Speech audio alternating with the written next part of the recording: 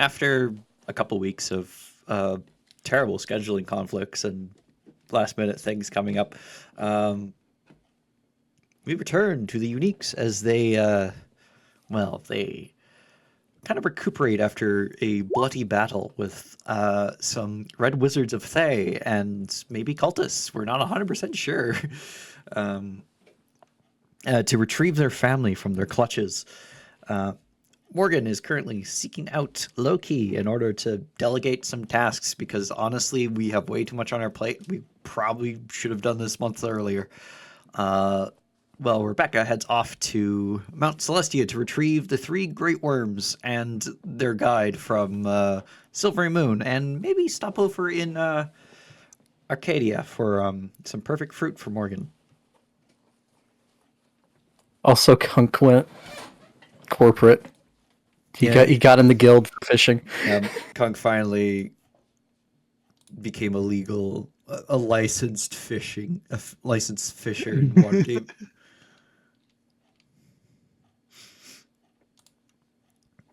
Imagine becoming licensed. Couldn't be me.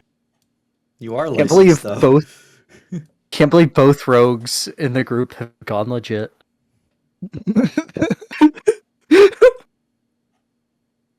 Meanwhile, the monk. Yeah. Joining the fucking Zentarum. The monk, cleric of Illustri, mind you. Hiring the Zentarum to watch over the tavern. Look, I've only got a single level dip into that cleric. Yeah, I haven't fully embraced the roots yet, you know? Alright, but we're gonna do a slight flashback to before Rebecca left and Morgan sent out to find people. Because before we do any more with that, I believe Beck needs to make sure he has something from Morgan. Yeah, I need the... Just so Dylan doesn't use it and make it impossible for that retcon. Yeah, I need the bag of holding and chest of preserving. Because in order to get the fruit, they need to be preserved. Yes, that is very true. Okay. So if you need anything out of the bag, take it before Rebecca leaves, because you won't have it for a couple days. Well, a day. I'll be back. A day, as long as everything goes good. I'm just trying to see. Oh yeah, I technically planted 3 of those beans. Let me update that to there are now 6 beans. Is there anything in here that I need?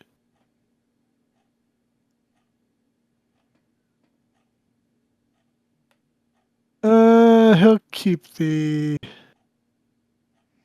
oh yeah, that's not in the bag of holding. Yeah, he just has the idiot sandwich. Yeah, okay, yeah, he'll turn it over. Yeah, sure, here you go. And then just because it's been a while, Dylan, did Morgan need to talk with Rebecca about what exactly he's doing? We went kind of back and forth with that in DMs. Right. Okay. Yeah. Let me see if I have the finalized thing within my mind here. I thought maybe I typed it out, but if I didn't, I'll. All right. So Morgan will go. Okay. So you know how like we have a lot of stuff to do, and you said to get people. So I kind of have some ideas about who to get and what to have them do. So I need a way to get in contact with the wackadoos, because I don't really like know them on a first name basis like you do. I mean, I know their first names, but I don't know them like that. I'll say you do know that Elrin should still be in town because y'all just got back from you just got back from the bridge fight with him along with you yesterday. Yeah, that's true. Okay. And then what else? Are you okay with me?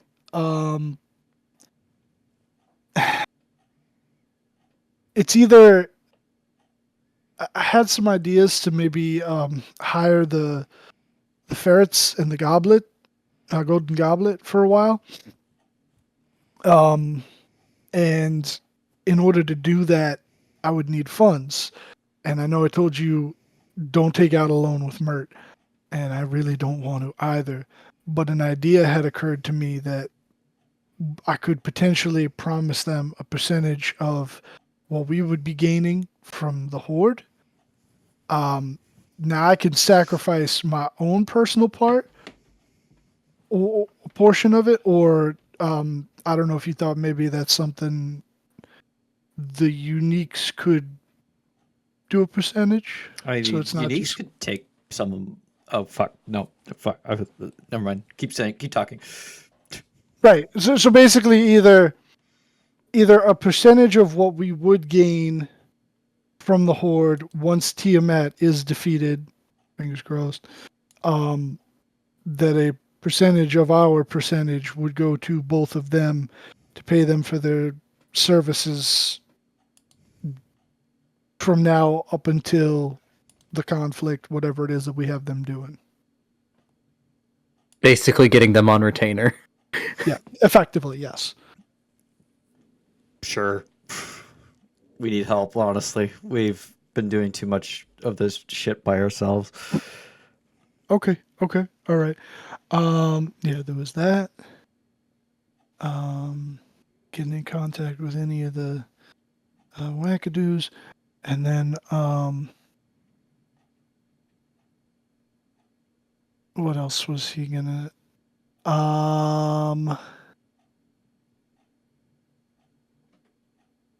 So much.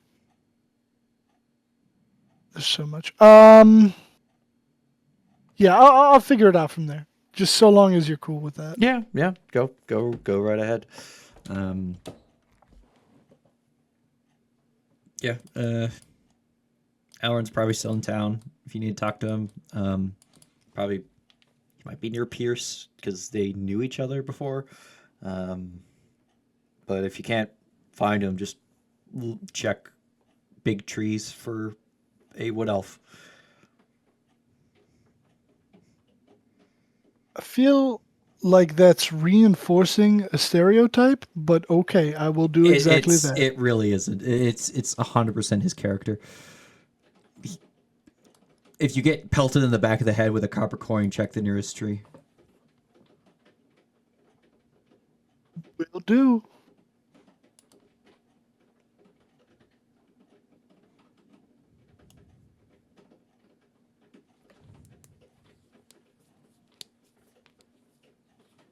Yeah, I'll Oh, give Rebecca, across the table from you. What across the table for me? No, I put a list in chat of where the wackadoos probably are. And then I said, oh yeah, and Rebecca is across the table from you. Okay. Tree in town.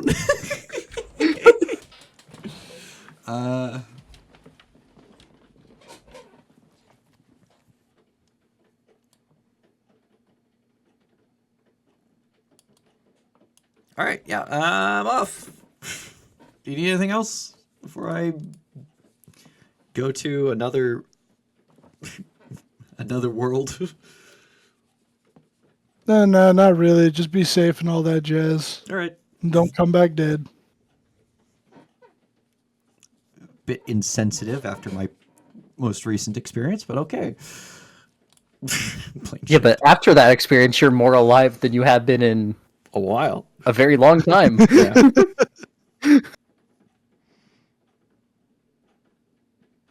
All right. Yep, and then you plane shifted out. Into flashback, Morgan had gone and purchased 2 copies of some bodice ripper I don't remember the name of. I should have written it down. I can find it.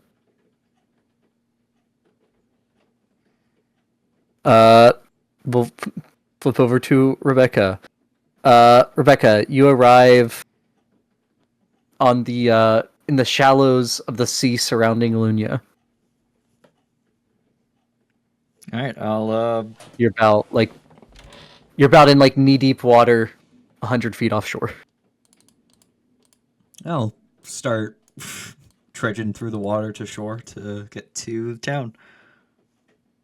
Yep.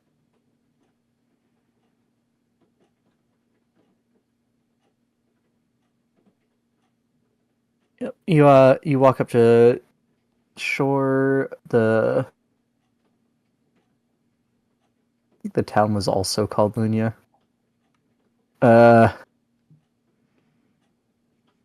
It's just covered with citadels. Yeah, so you make your way to the nearest of the citadels. And make your way into town with no problems. All Your right. clothes strangely dry as soon as you exit the water. Well, I say strangely, you've experienced this before. I'll go to the local tavern, see if they're there. Okay.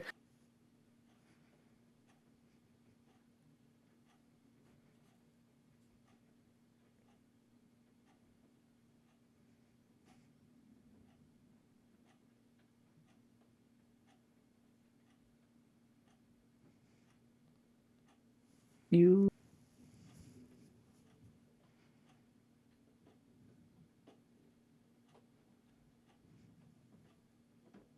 Okay. Um just roll me a D20. Not great. 7. Okay. Oh, I should have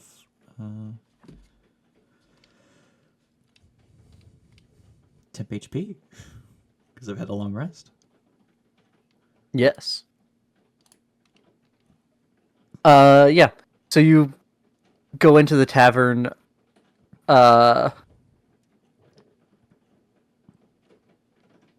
and I'll say you do see the guide that you hired in Silvery Moon sitting in one of the booths across from the door. Ah, there. Okay, I'll make my way over to him. Okay. Pretty distracted. Doesn't really notice you until you're basically at the table.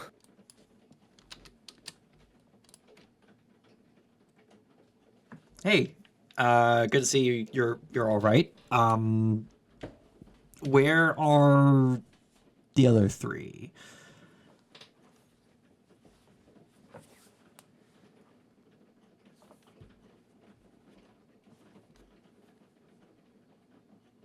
Oh, hello. Okay. My mic did the thing again. They're upstairs in the room we rented. Okay, that's good. I'll I'll give him 10 gold. Okay. Sorry about all this, but we're gonna have to stay here the night because I can only do that once a day. But once that's done, I'll take you back to. Do you want to go to Silvery Moon or Waterdeep? It's up to you. It would be a lot better to be back in Silvery Moon. It's quite a journey there from Waterdeep. All right. Since I don't have a circle in Silvery Moon, we're gonna plane shift back to Silvery Moon tomorrow. I'm just gonna check in on the others, see how they're doing, and then I'll actually be going on a little trip down to Arcadia because I need to pick something up. But I'll be back before the end of the day.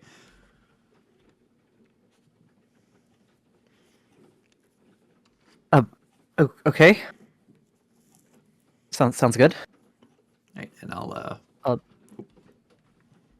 He looks like he's a bit in over his head. Yeah, sorry for kind of thrusting this on you. Just extraneous circumstances. But Yeah.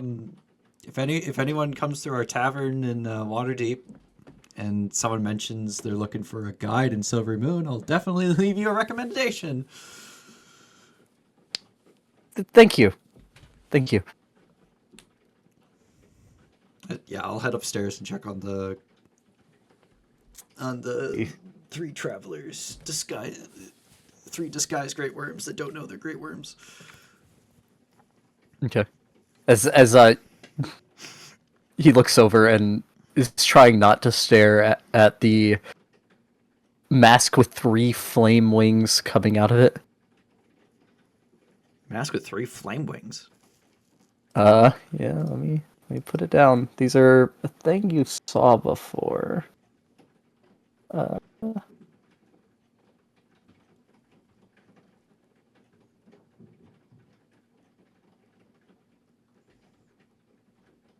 that just shows the Oh, that masks. thing. Okay. Uh, I don't know get what the the fuck those forward. are. Wait, are those archons?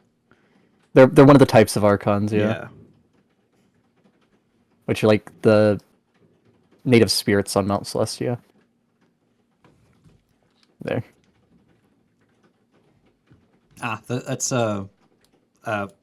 when he glances. If I notice him looking at that's one of the archons. Kind of native spirits to this place. So the people who embody kind of spirit of Mount Celestia, when they die, they come up here and they might show up like that.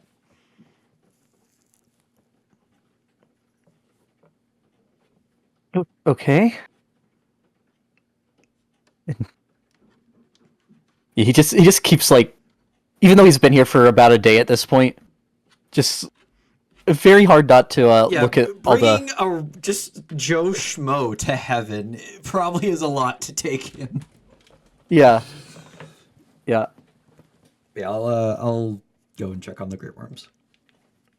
Y'all ran into like an owl bear or something when he was guiding you. Probably wouldn't bat an eye, but Brought him to the fucking afterlife, and what the fuck is happening?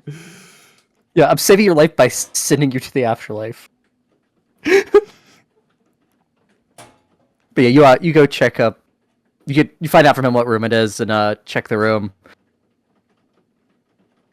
Uh, one of them would just be like staring out the window. One of them would be laying in bed, apparently asleep, and the other one is in a corner doing push-ups. Hey, I just wanted to check on the three of you, make sure you're all right after I sort of banished you to Mount Celestia in an emergency. Is it time to go back? I mean to get here, I use my one time a day to get here. But tomorrow morning we'll leave. Okay. Sorry for just kind of sending you to a strange place without much explanation.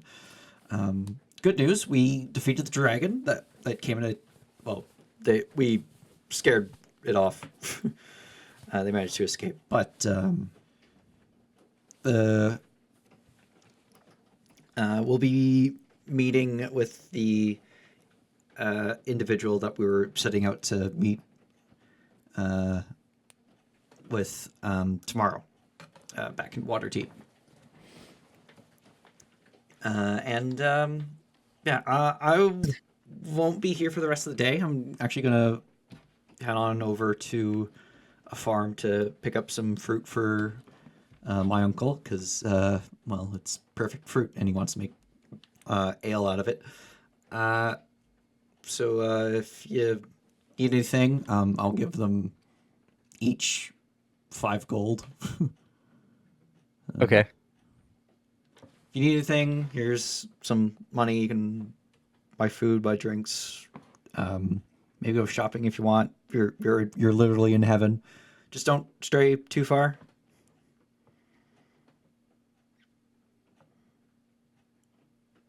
All right.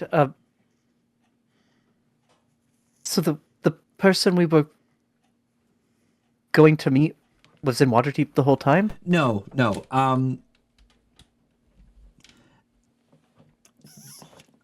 We managed to arrange a meeting with him, and he'll come see us in Waterdeep. We did end up finding him after you left, but don't worry about that. That trip wasn't for nothing. It's just Okay. things have changed due to current circumstances. Right. Okay.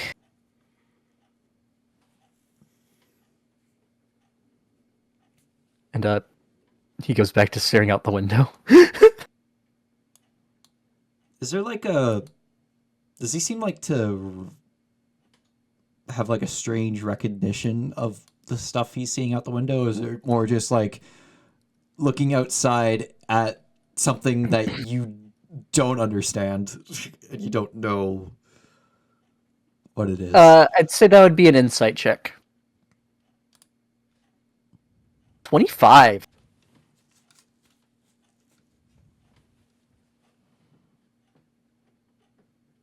It doesn't look like recognition's the right word. But it looks like he is looking out as if he's trying to remember something. Okay, so it's like something on the... almost like the tip of your tongue. It's like almost there. Yeah, something like that. It's hard to tell if it's that or like a deja vu kind of thing. Something in that realm, though. Yeah. I will not stimulate that. But yeah, I'll head on out and ask the barkeep if there's currently any active portals to Arcadia and which direction is it. Okay.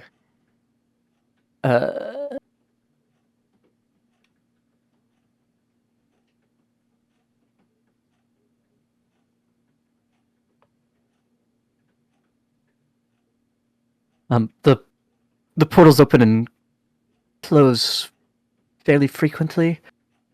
But if you go out to the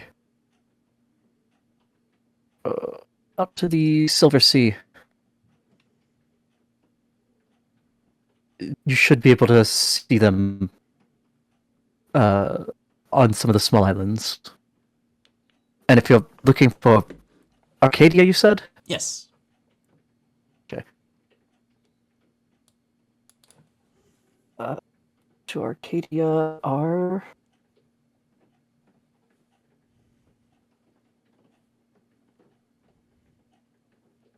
I did not have the portal colors pulled up. I think it's green. Saffron. Saffron.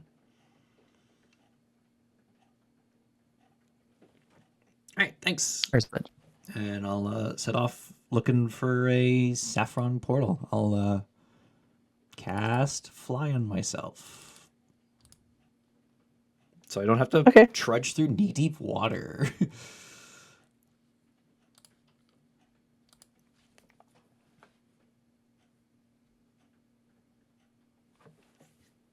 Oh, I'm sorry. That's the Astral Sea thing. The ones to the Twin Paradises are large blocks of black granite veined with gold. Ah, okay. Yeah, I'll look for that.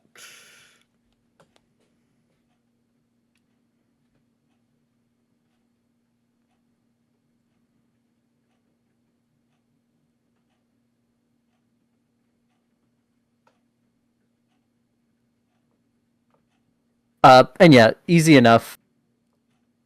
It takes you probably about 30 minutes to find one, but you find it with no problem. When you come through, you arrive in a... Oh, I'm only flying for 10 of those minutes. That is true. But if I dash, I ignore difficult terrain, so... Yeah, I'll say you end up getting most of the way there with it. And then yeah, you ignore the difficult terrain when you do the dash. I almost can do what Morgan can do, which is very poorly. I mean, just being able to run in water's pretty impressive.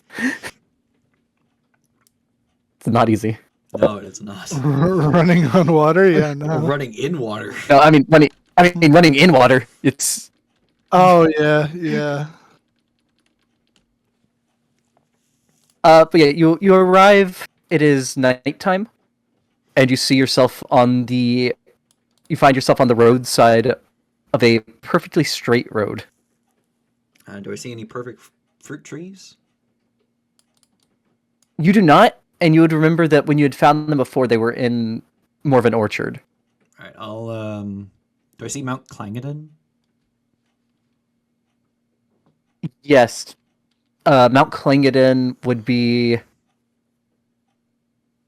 When you turn to face the road from where you appeared, it would be left down the road.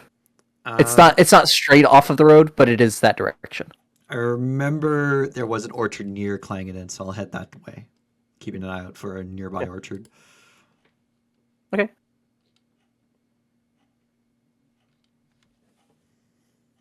And we will pop back over to Morgan for a minute. Alrighty. Morgan, you just purchased your book, which would be The Revels at the Naughty Unicorn, I believe is the one you bought. That sounds about right. Which you bought 2 copies of. And you're doing something with them to lure out Loki. Oh, the the idea was Attach it to a You- fishing rod and sit it in a corner. so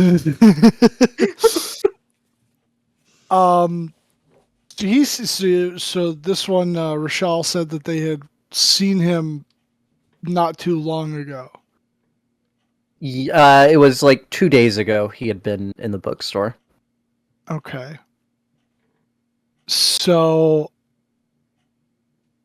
I guess because I don't have any way of like just outright contacting him. Oh, I should have asked you for a fucking paper bird before you left. I'm gonna try and just like ask around, you know? Maybe go to places where I feel like Loki would go. Like see if there's other bookstores or like coffee shops or something. I don't know. Okay. Yeah,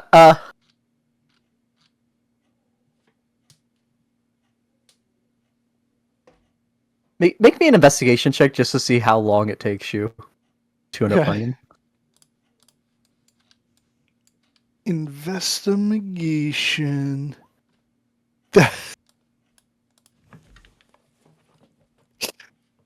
I find him instantly. You round a corner and like run into him, literally. He finds you. He finds me. Uh-oh. Chickenpox jumps on your back and asks, "Why aren't you wearing the ring he gave you?" I can't wear it all the time. But yeah, so you start wandering around. You check the you check Troll Skull because you're thinking surely he'd come and visit us if he maybe he thinks we're back now.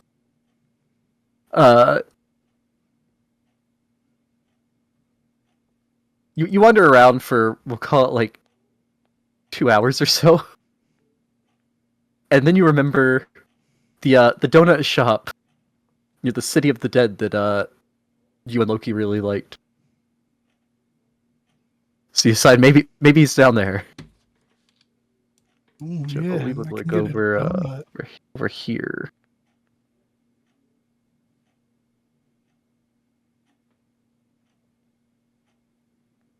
And believe it or not, sitting at one of the tables outside, reading a book, is a albino tiefling, Loki.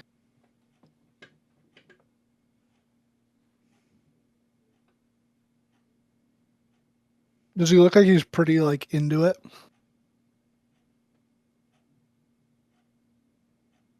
Yeah, yeah. He seems pretty engrossed in the book. Okay, so like he's not gonna just up and disappear on me if I decided to go in and grab a donut real quick. Probably not. All right. He's gone when you come out. God damn it. Morgan will go in, grab a donut. Okay, it's like 5 copper. Yeah, all right. He'll get change for a gold. Okay, you are given back 9 silver and 5 copper. Amazing. And he just And it is kind immediately locked up in the safe. of. Oh my god. All right, so he he comes out. He kind of like, because he knows how Loki can get. So he tries to like kind of semi stealthily. If there's another chair at the table, like pull the chair out, or if not, like pull a chair up, and then just quietly sit down across from him and open up his copy um, of the unicorn thing. Okay.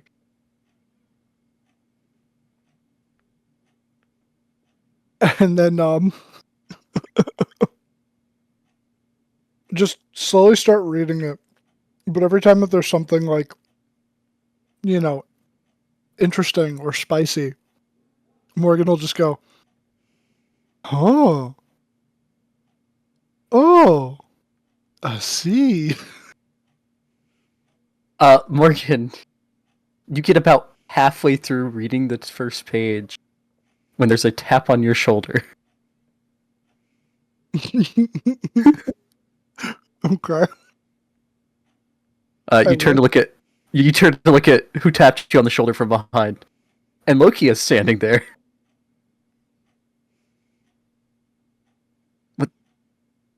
What are you doing? Oh, nothing. When you looked up, Loki was still sitting across from you reading the book. Wait. Are there two of him right now? I'm so confused. There's one reading the book, and there's one behind you, or you're facing him now when you turn to look at him, who tapped you on the shoulder. How did you? He's just looking back and forth. How are there two of you right now? Oh, that one's not real. When did you? Was it always a fake? No, I put that there when I saw you going in to get a donut. Ah, you suck. Yeah. So, long time no see? Yeah, I tried to go by Troll Skull, and the place was a wreck. Yeah. So some crazy stuff happened. And he'll fill him in on the more recent events. Oh.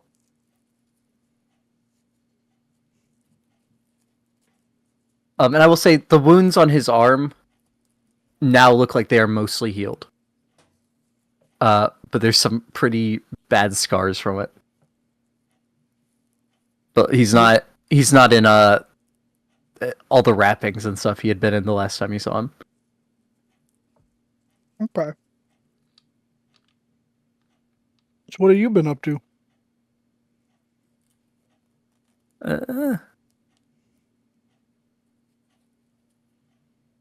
Not the last while, just getting better. But then I was told I had to come back here for an announcement with the council. Oh yeah. I think that's the apology for the Metallic Dragon Con.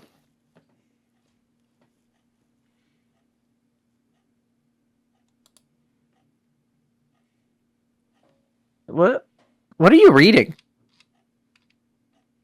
Oh, this? Well, I went to my local bookstore and I asked them what their most recent and popular what is it called again? Bodice Ripper? Yep. Bodice Ripper was, and well, they recommended this. It is quite interesting.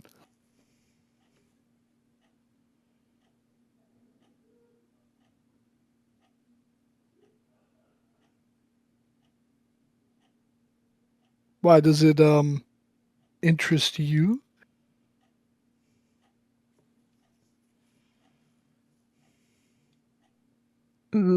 Maybe.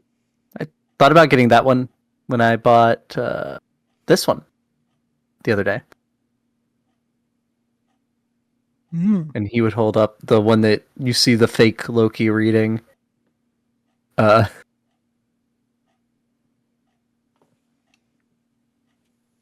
yeah. All right. Well, listen.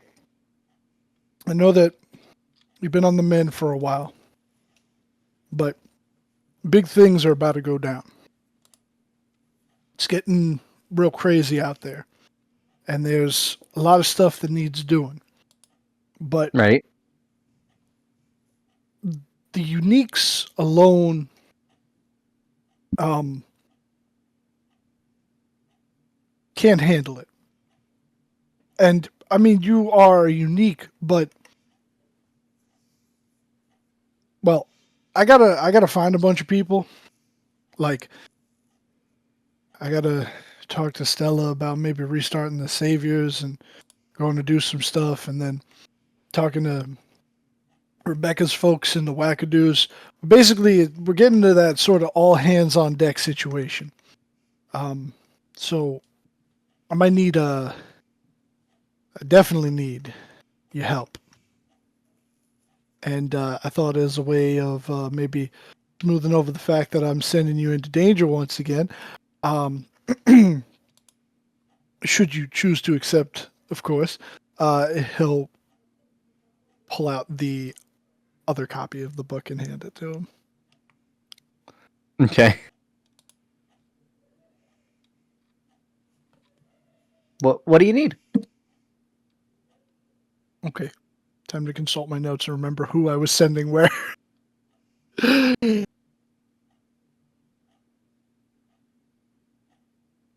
right, all right. I decided on that because that made sense. Um,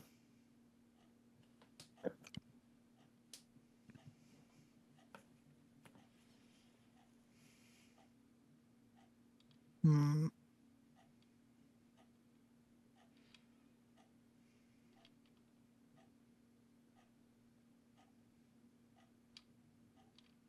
So what we had, I gotta read what you sent to me. Um,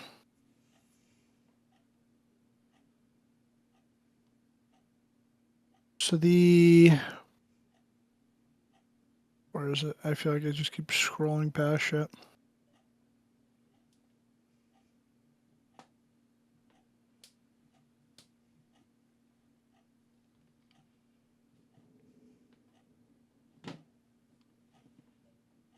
There it is. Okay. Um,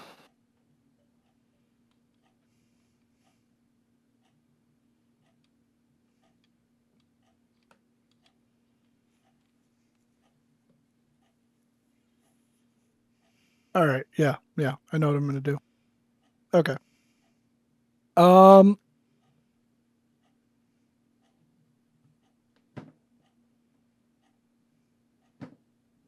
I feel like.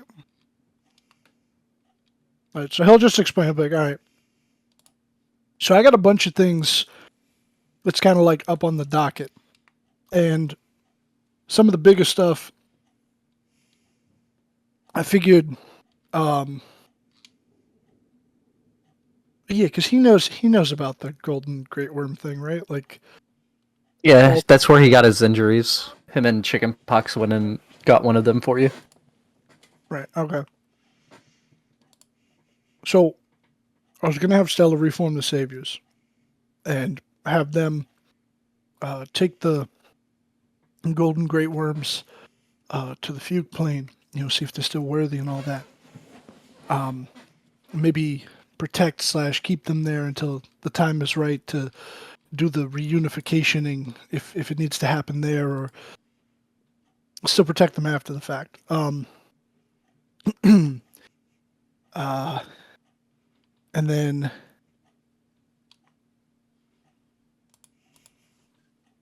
yeah, fuck, I don't remember what I wanted to ask him to do specifically. You'd made a final list of, I think. Let me look. Thought I did.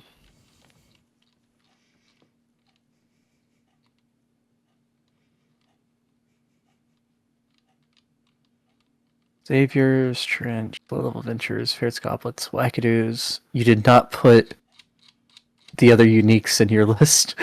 No, I didn't, but that also didn't cover everything that needed to be checked on. Yeah, so I could just have him on research for that Abir Terrell stuff, or go look it's a into. look.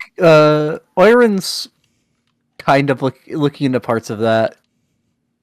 He's Johanna looking. Minster looking into a part of it as well. Uh,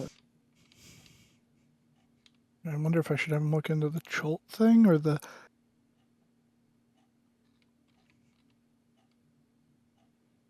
Because I don't want to send anyone to the locale that has vanished thing, because then I feel like that forces them to have to do a bad, and we don't know how that's going to play out. I will say Loki was with y'all when you went there.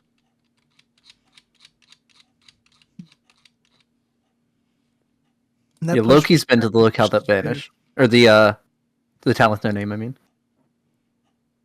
Okay, you know what? Um, yeah. So I'll have Morgan say that. All right. So you remember that weird town with the kid in the basement? yeah, the one Rebecca thought she killed. Yeah, yeah. The town with no name. I feel like something with that is super important. I don't know what, and like we got to figure it out. So maybe you, well, because we already have Oren doing stuff here. So who would go with him? It wouldn't be Tia, right? Because she's doing the Bahamut stuff. Could I just send Chickenpox with him? Tia is already gone with Celeste, the Paladins of Bahamut, Darren. Zaren's son, to try to save the dragonkin that Francesco had been protecting before he was captured. Okay. So yeah, so you know what? Chickenpox has been with. Chickenpox went with Loki when he did the saving the Great Worm thing. So it could be that. All right. Yeah. So maybe you and Chickenpox can go and check that out. Try and like look more into it.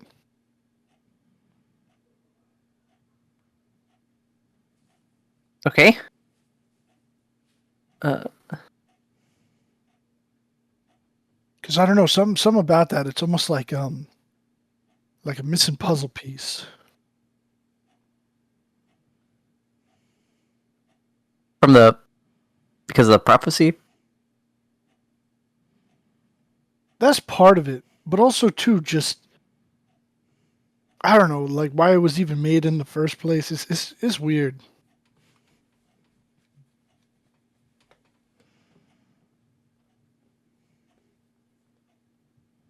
Yeah, so you know that You know why the thing with the child happened after you went and talked to Amalus. And that was the Prophecies town was just having happen. something. Well, the town was having something like akin to the death curse, but a few years before the death curse happened. And far worse. And far worse because it was decaying the buildings and everything as well. Not just Okay. people, and not just only people that were previously resurrected. The that was Like, set up to reverse that, with the side effect that it also stops injuries and other stuff. I feel like all that just kind of bears looking into. Like, why? What started that? What caused that? Right. But yeah, that's what he'd ask him to do. And he'd also say, "You know where chickenpox is?"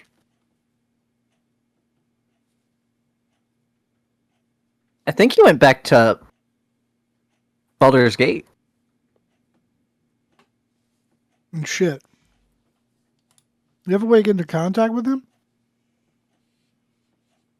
He has message. Does he have sending? He does have sending.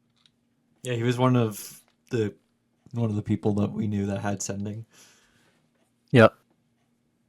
He has sending. So where He does. okay comes from? Yes, that is where okay comes from. No, wait. Bree started that, didn't she, Beck? Yes. Yeah. Bree started that, and then when she said it when y'all were in Greenest, Loki was like, "Yep, that's right," and just gaslit Morgan into also believing it. Yeah, that makes a lot more sense. It works so well. It gaslit me into believing it. They had to use the whole 25 words. But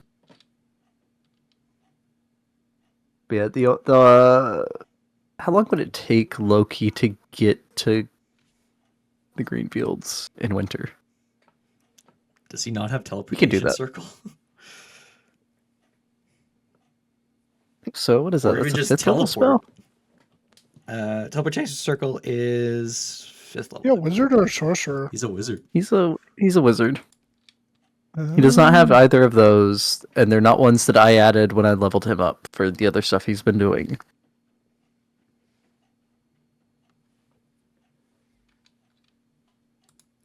Yeah, he could learn teleportation circle and teleport.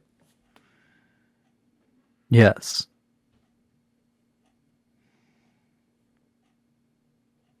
You probably should, but do not currently have that on his. It's not one of the ones I gave him.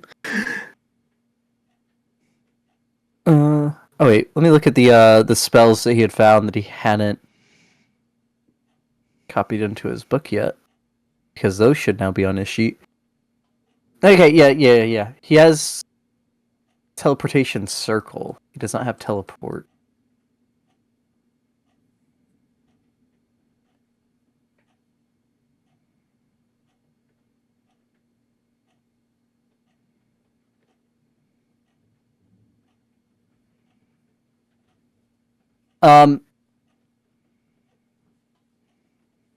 So because Elminster will be taking y'all to El Terrell in a little over a 10-day, it might be faster for Loki to go with you there and then leave for the town with no name from there. Okay, yeah. It would cut he would cut a lot off of the travel, like multiple 10-day. So sure, yeah. If he suggests that or Morgan suggests that, either way, I would go, okay, yeah, it's probably better if you do that. Yeah. So what's the apology you said that we all have to be here for? Oh, yeah. Right. You weren't at Metallic Dragon Con. That was right after we had had Zarin start traveling with us. Yeah, so basically the dragons were upset because the dwarves and the elves, I think it was mainly the dwarves, like hunted a bunch of them back in the day, slash more recently. Well, the I'm not dwarves too hunted them. The familiar on the elves history. made them go crazy, which made the dwarves go hunt them.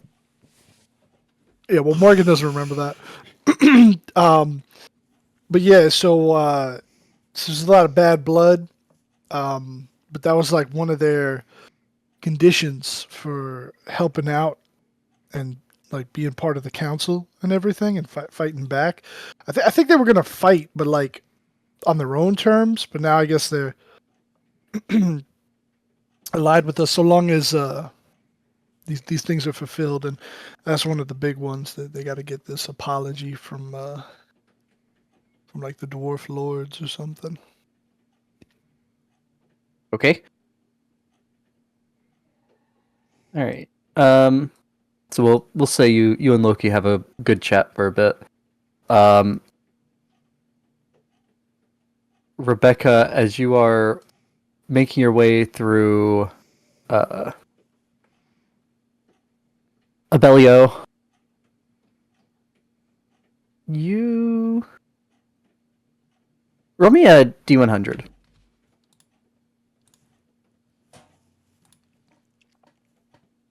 86.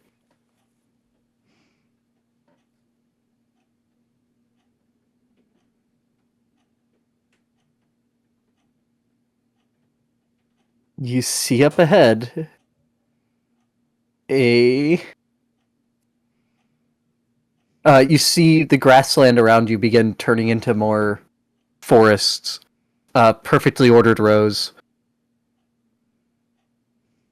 And as the you approach, you see that the bark of the trees is actually metal, golds and coppers and silvers. A little ways into this, like maybe you've walked about another mile, uh, you see it begin to be fenced off. The trees, and that they are growing fruit on them. All right, I'll go see if there's any. You said it's night, right? Yes, it would be night. So no one's working. Not in the orchard. You could try to not where you can just see them around the trees. You could try to go further up the road and see if there's someone like at the gate or something like that. Yeah, I'll go there.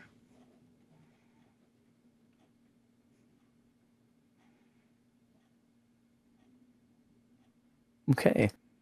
When you approach the gate, you see a large lion-like figure standing in the middle of it. Hello.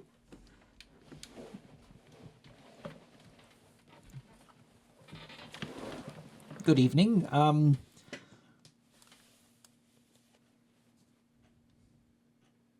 A winged lion. Winged lion. I'm looking to potentially harvest some perfect fruit for my uncle. He's a brewer and wants to do a bit more brewing with perfect fruit.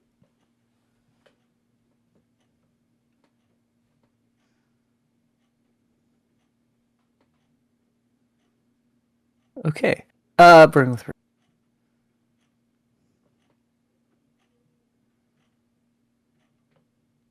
You may buy them here, but to enter this orchard, you must pass my test. A test. Okay. What sort of test? Oh, And I would say at this point, Rebecca recognizes this as a sphinx. Oh fuck.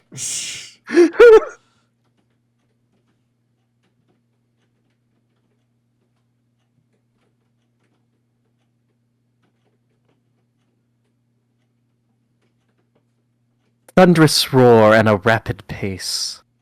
Always running. endless mouth that cannot scream, laid in a bed but cannot dream. What am I? A river. Okay. That's number one.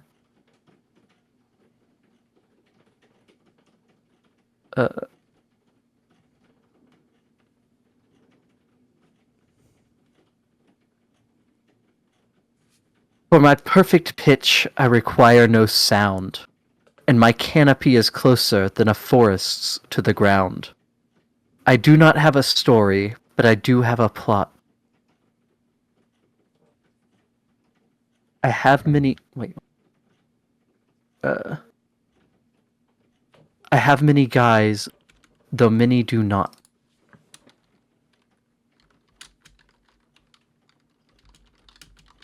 Can't face that.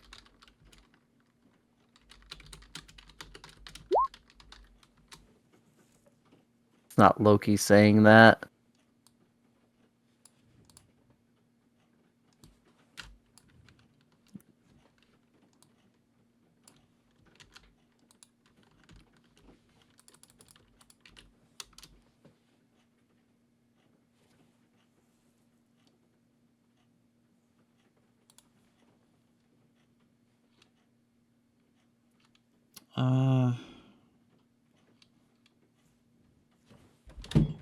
Oh, shit.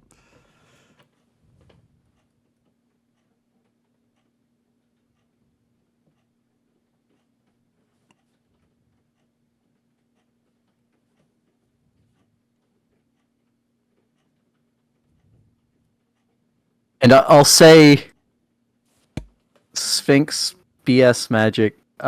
You know that not is spelled the way it is at the end of that sentence, and not the other way. Okay. A tent? Correct.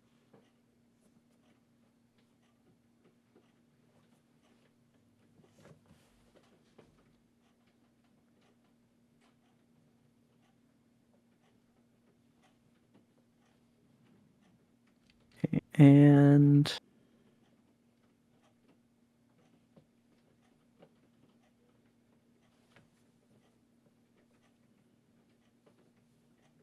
I appear clear but can warp your view.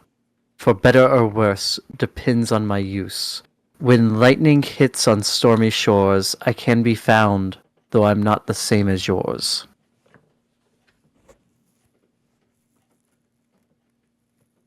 I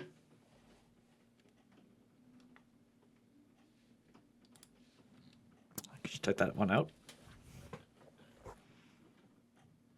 Yep, give me 1 second.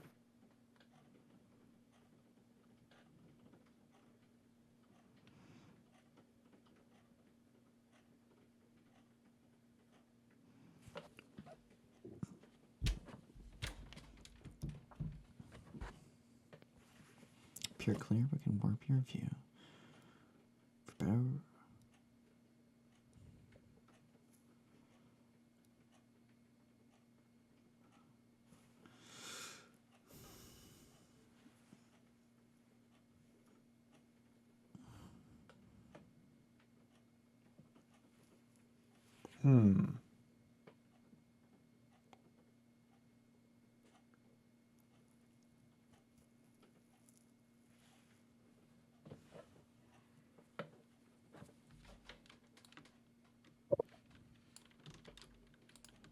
I can think of a couple things that could be.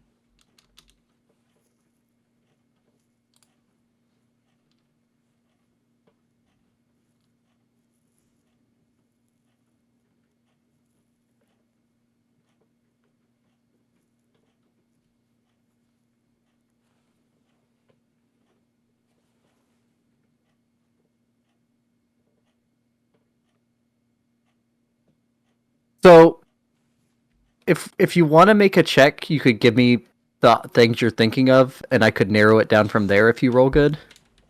Pure clear, but can warp your view. Better word. Lightning. Lightning hits on stormy shores. Stormy shores. Lightning. Lightning glass. Glass.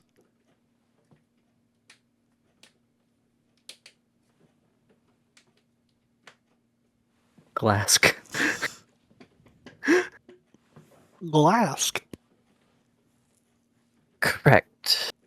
You may enter the orchard, and she will step to the side. Thank you. How much for fruit? Or was that the or was the riddles the cost? I'll say the riddles are not.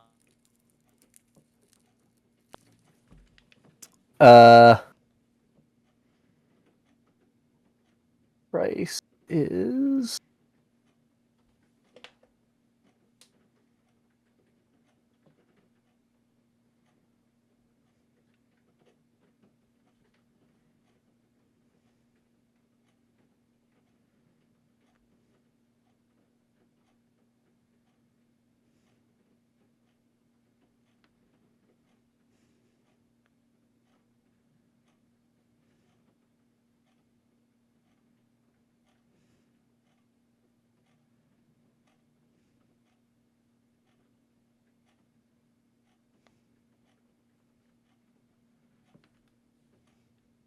How much are you wanting to get?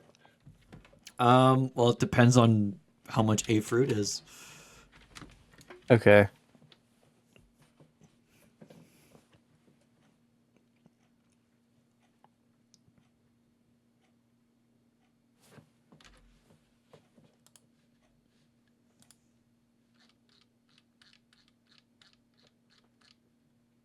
Okay. I'm can't find the document I had for it. I'm pretty sure it's 50 gold because it's a random potion effect when eaten full. The fruit? Oh, flawless fruit. Here it is. I was looking at perfect.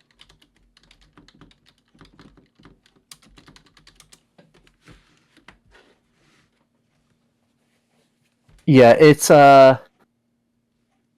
50 gold Per fruit? Okay. per fruit.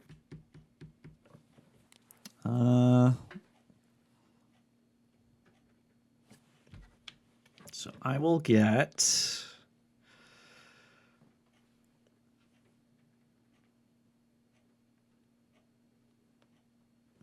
I'll get 7, so 350 worth, and I'll Okay. put 6 in the chest preserving and eat the 7th. Roll me a d20. Jesus Christ. I don't even know what that potion does.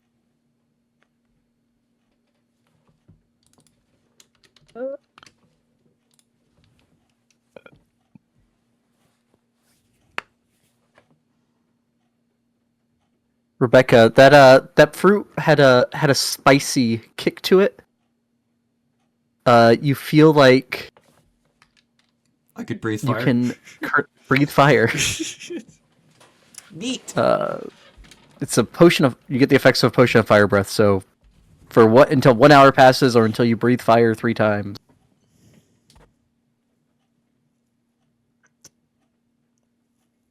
Neat. All right. I'll thank the Sphinx on my way out and start making my way back down the road. And when I get to the non-fenced-in trees, I want to find a platinum tree and try and peel off some bark.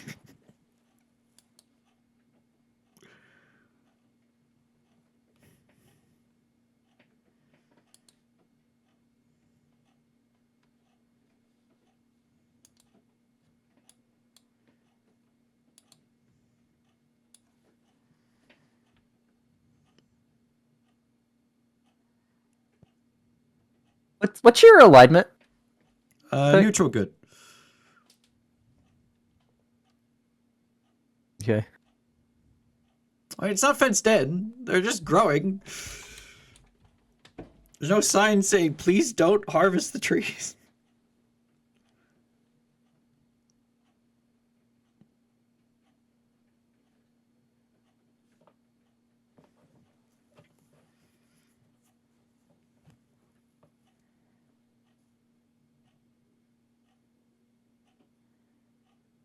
Rebecca, I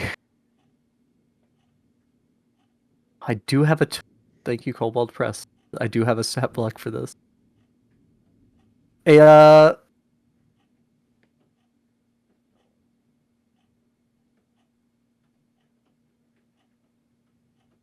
guy that looks, the guy that's in armor like this. Guy who's armored to Loki. Okay. Yeah. Loki, Got a Norse trace. Loki, Yeah. appears behind you on the road.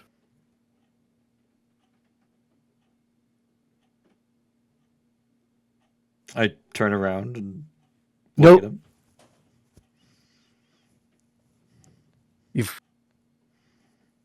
I will say, you did get the piece of bark off the tree, for what it's worth. Okay.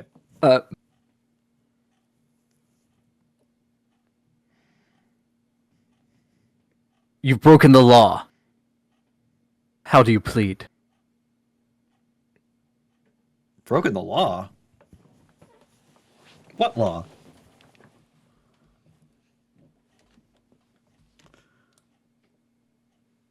No harvesting the bark from trees while in the night side of Arborea. Ah.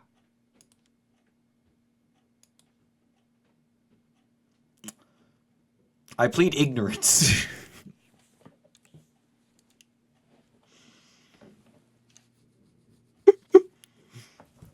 This is valid. You are free to go.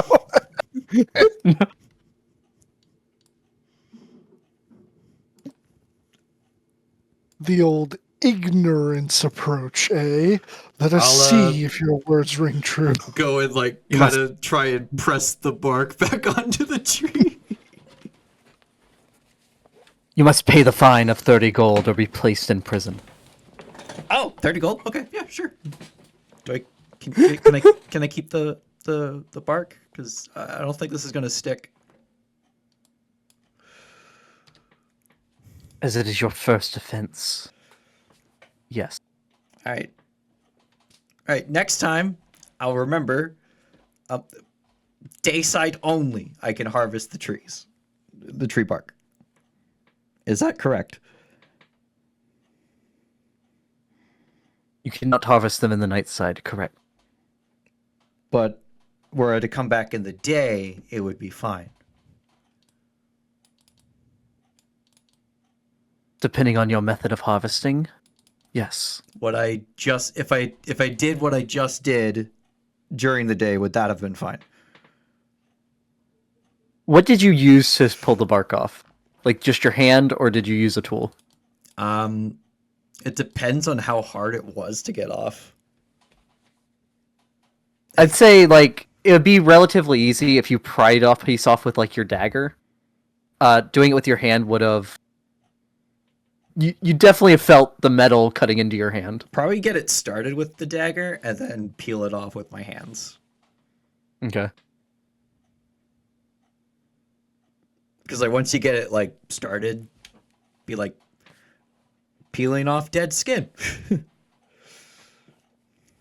If you use two tools, like you did for this, it must be in the afternoon.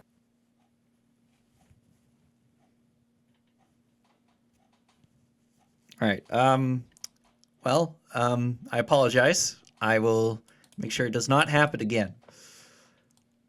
Next time I'm in Arborea and looking to harvest some platinum sheets, I will use two tools after midday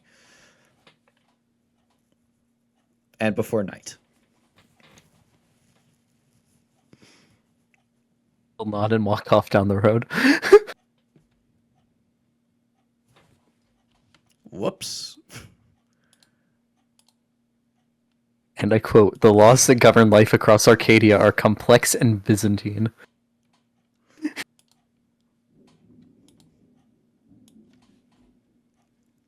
Well, I'll start heading back looking for the portal to Lunia.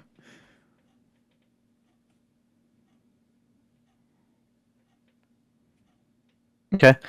And you would know from last time that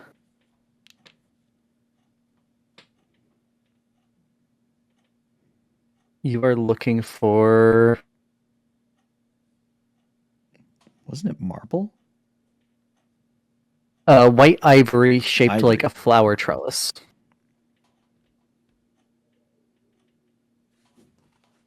All right, yeah, I'll keep an eye out for that.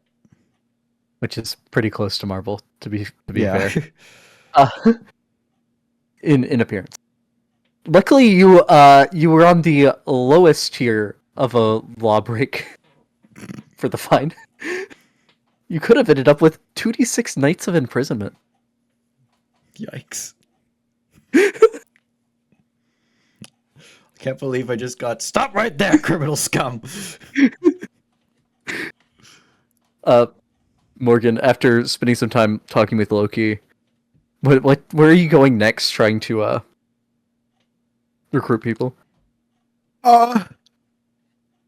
Whew, okay. Woo. Sorry. I'll start looking for Elrin. Okay. So I'll start looking at trees that I think that a person could hide in, and then throwing copper coins into them. Oh, you're trying to Uno reverse card him. Oh yeah. Okay. How many copper coins does Morgan have? Currently 5, but he can get change. Just going into shops asking for change. Walking outside and immediately throwing it.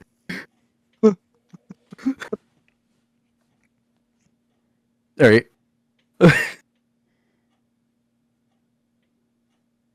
I'll say you do this and you go through because I feel like Morgan's stubborn enough for this. Morgan walks around for like an hour doing this. He goes through just mark off 1 gold from your sheet Okay.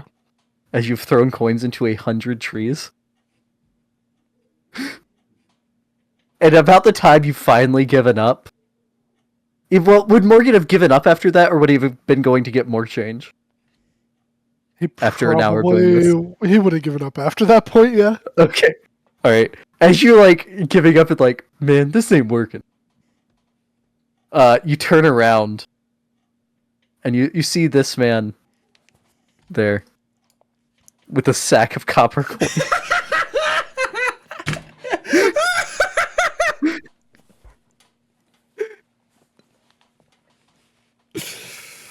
God damn it. He has 100 copper pieces. Am I wrong though, Peck? No, that's totally what he would have done. Honestly, it probably was in the first tree you threw a copper piece at, or was in the second tree, and then saw what you were doing and went following you, collecting the copper. Yep. He has 98 copper pieces.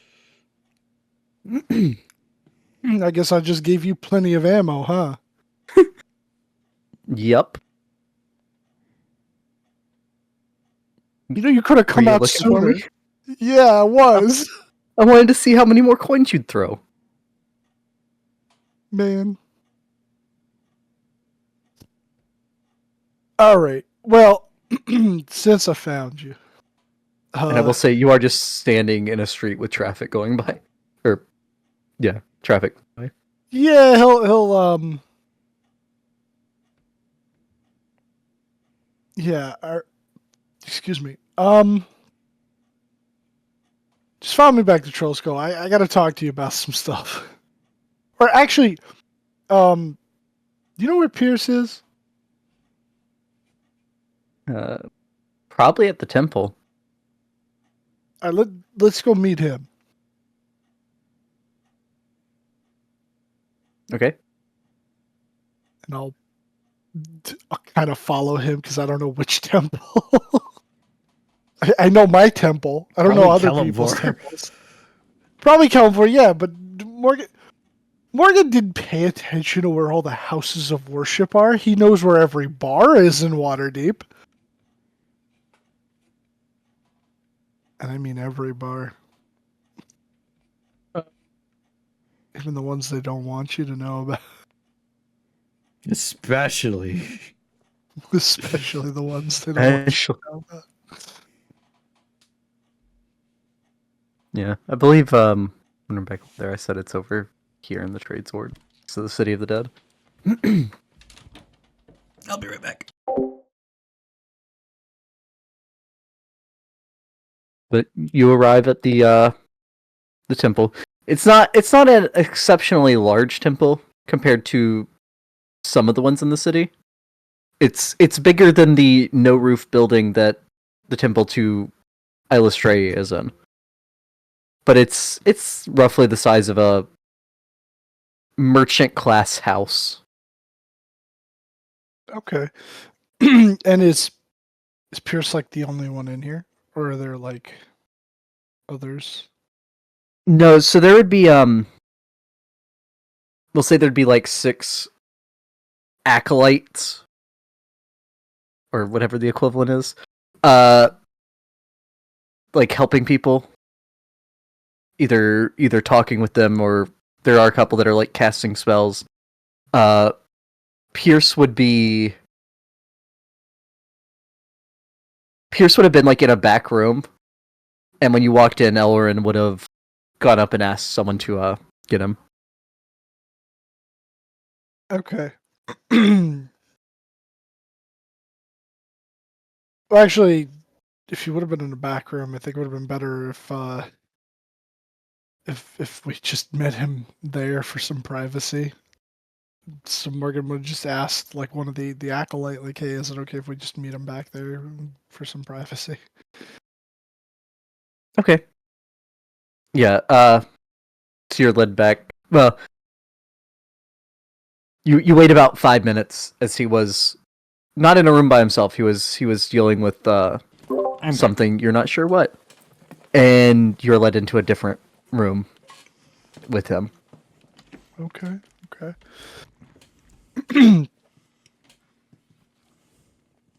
All right. If you're here about the answers, I haven't had a chance to do them yet today. I should be able to do that soon, but we've been rather busy here.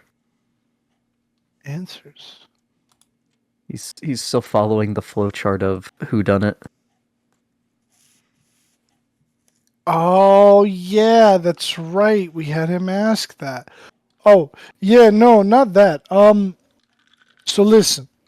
And then he kind of like gives them the whole, The the world's big fucking big end. things coming up. Yeah, big things coming up. We're in the end game here.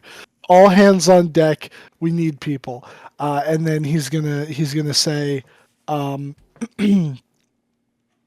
so what I need from you guys, if you can, is get as many of you and the wackadoos that as you're able. And this is kind of, I guess,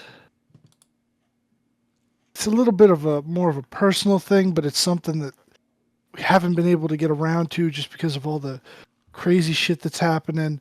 And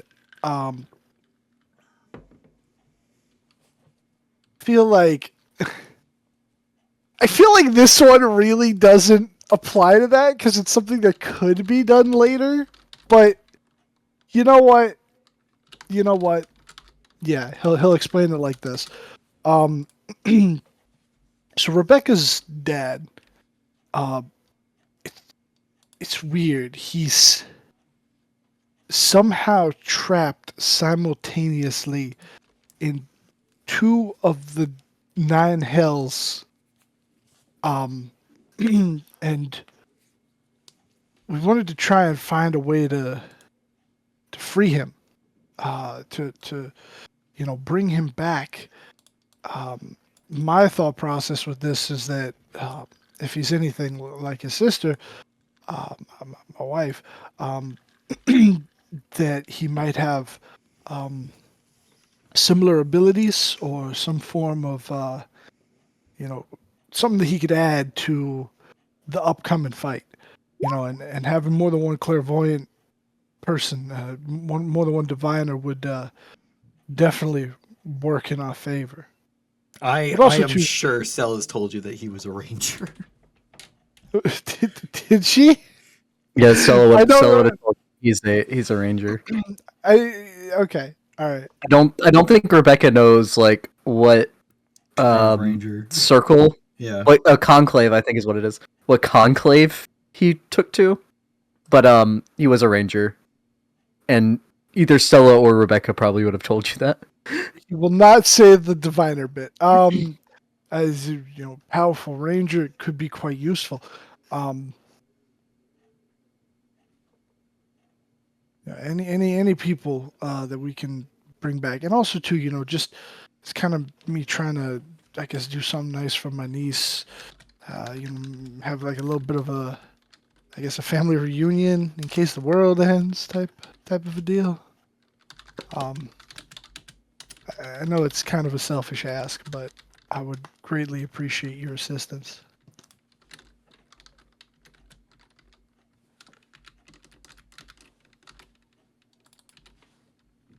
Okay. I forgot that this is what you had planned for them.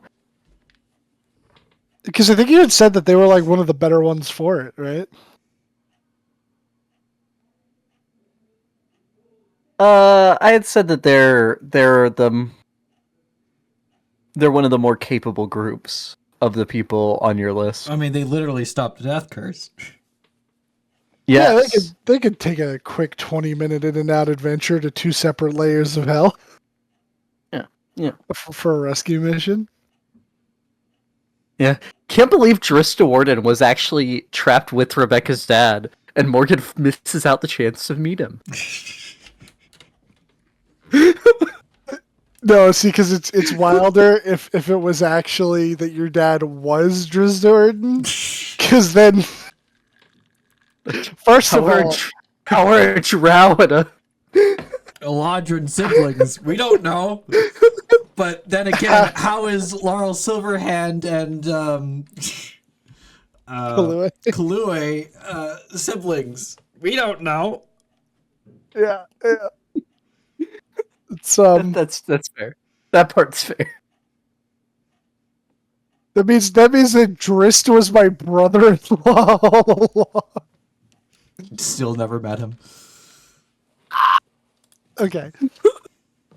Can't believe Tristan didn't show up to Morgan's wedding. Yeah, wasn't that big shot brother of yours supposed to show up to the wedding, not knowing that it's Trist? Oh, he couldn't make it. He was too busy saving the world. And then finally, what is your brother's name? Above board, Beck. Do you have any problem with other people being sent off to find your dad? No, not really. Rebecca was planning on going off for that after the crisis, because that's worry about it later, because there's more pressing things. But if Morgan is delegating stuff behind her back for it, sure, why not? Well, no. Well, hey, you told me to do this. What do you mean behind your back? I didn't tell you to go get my father broken out of hell. All right. Listen to me. Here are what I said was prepare for impending revival of the Undying Queen. Do the thing with the Golden Great Worms. Investigate if the whole Zent and Archean Brotherhood thing was false. And do missions for Kalue, which was my personal thing. Which I thought, would be a good idea for us to do because more allies. Being said, Rebecca's dad, Azok's War, Unwaterdeep, Nightmares in Cholt, Disembodied Voice, Abir Terrell stuff, the locale that's vanished, safeguards for our family, Dragonkin, but the Dragonkin thing's already getting kind of covered by Zarantia, Celeste, and the Bahamut followers.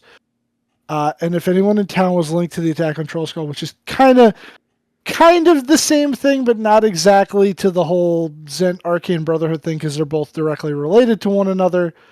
And then a little while later, I sent 11. Yeah, and then 11, the planar rift / portal to Bator that's supposed to open. So what I had put, which I just sent to Bean, was this. Send the Wackadoos for your dad. The Gilded Goblet for the Avrandar thing. Was it mid-tier adventurers? Then maybe Bree, low-tier adventurers, or in an Elminster. We're already looking into the one thing, so I don't know if we needed to put anyone else on it. Just put Loki and Chickenpox on the locale for people to shore up our defenses. I was going to look into maybe some more friends of mine or something else. Which the only other thing that I could think of for the Wackadoos to do would be like, I don't know, send them to fucking Unwaterdeep. I'll say Bree is a wackadoo, for if you're telling Elrin to get all the wackadoos. Oh yeah. That's right. Okay. All right. So then maybe not that. Maybe not that. That's a later thing. You know what? I don't know. I thought I thought this out. Apparently I didn't. Unwaterdeep is 3. You know what? Let's send the Wackadoos on Unwaterdeep. Dear God, please no. They're going. It's too late. I'm sending them to SCP Containment Breach. Can't wait for Rebecca to get back from the plains, only to find out that all her friends were sent to Unwaterdeep. The worst place that I can think of right now, besides Tiamat's lair. Oh, so you'd rather go back to Automata? Honestly, Unwaterdeep was bad. It was really bad. Yeah, we got pretty fucked up when we were there. But then as soon as you got out, the ice bomb happened. Yeah. Yeah, but we weren't crazy high level yet, were we? We were like 11, 12. Y'all started 11. That was 14 or 15. Oh, never mind. Okay, that place is really bad. It's really bad. I mean, the Wackadoos are... They're on par with us level-wise, right? Yeah. Technically roughly. More of them, or about the same of them as us? Because right now we're a team of 3. I mean, like, most of... Like, Rinder... French... Rinders and Chult. And probably going to be looking into the nightmares. Yeah, so Rinder of the Let me, If you scroll up a little bit, I put all the Wackadoos in chat earlier, right after we started. Look right above the plane shift. Spellpeck posted. Here's Francesco, Aaron, Bree, Shrug, Lungus. Longest who you never met, but I feel like at some point Rebecca has talked about what happened. The crazy red grung. That Who calls people hungry. fools all the time. Became a woman briefly. He did. So 4 of the quote-unquote wackadoos, because I don't know what really counts here for Kupalua and Kawasha, are in Chult. Different parts of Chult, but in Chult. Francesco is a POW of the cult, which leaves you with Pierce, Elrin, and Bree. So I mean, yeah, they're on par with you number-wise, if you mean the core members, the current core members of the Uniques. All in all, they're also on par with you. Okay. If you do the full of both. But getting the people from Chult to here would not be easy, so it would be the the other three, probably. Okay, so then, okay, can I, since they're already split, can I ask them to contact the ones in Cholt and have them look into the Cholt thing, and then have these three look into Unwaterdeep? Yeah. Yeah. Okay, okay, okay. Because I think I put on the list like Bree looking into a Cholt thing, but instead this makes more sense. Okay, so that is what Morgan will propose, and he will say that the Unwaterdeep thing, like it could be a problem. You know, like I don't know if the cultists will use it as like some way to ambush the city when everything goes down, or what. But that place was freaky. We told Elminster about it, or at least we told the city about it. Don't really know how much they've gone into it too much. Yeah, I'll say that too.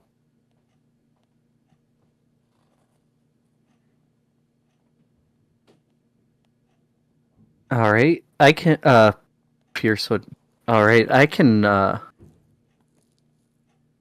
check with the I know some people with the city I can ask to see what they've found out about it.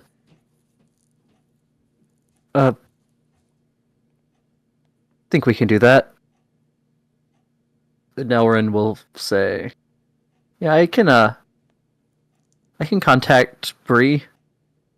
We because of the conversation between Elrin and Rebecca a little while ago, in air quotes. Bree's probably gonna ask where Francesco is, though." Because y'all weren't gonna tell her until you knew more. Honestly, I thought Elrin would have told her. At this point, Morgan, you hear a voice in your head that says, "What does lamb sauce add to a dish?" Depends on the dish.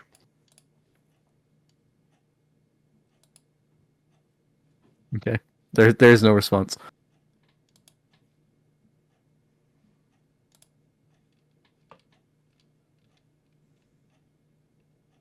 But yeah, they'll do that.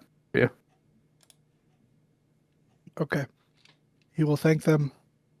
And then he's got to go talk to Stella. Okay.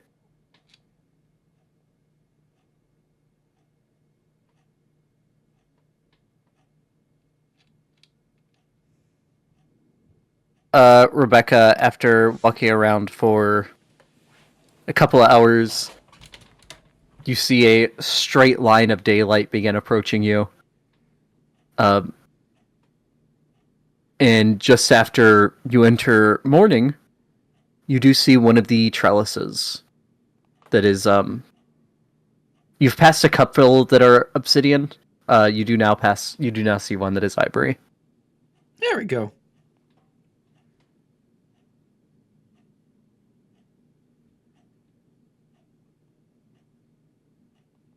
Making your way back to Lunia. And thing for this, where did my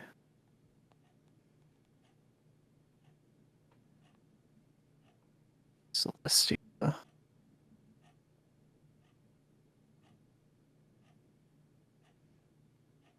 it is.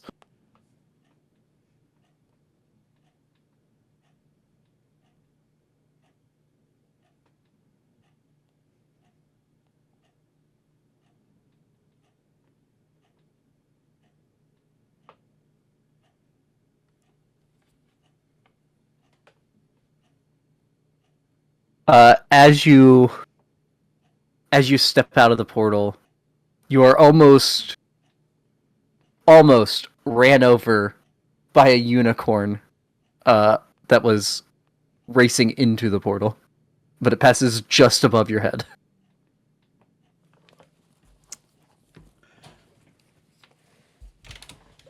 Well, that was close. Good thing I wasn't above it either. I think you're not Zaren's height. Stabbed in the face with the horn. But you make it back to the. You find the correct citadel again after wandering around for a short while, and make your way back to the inn. Is there anything else you plan on doing, or just waiting out the time? I might pop up to Giamut's realm and fill him in on things because Andromeda is probably still unconscious there, unless she's recovered. But she'll be there too. Okay. Yeah, easy enough. So you make your way up the mountain, about 3/4 of the way to a cliff that you know to be the one that houses the portal to Giamut's.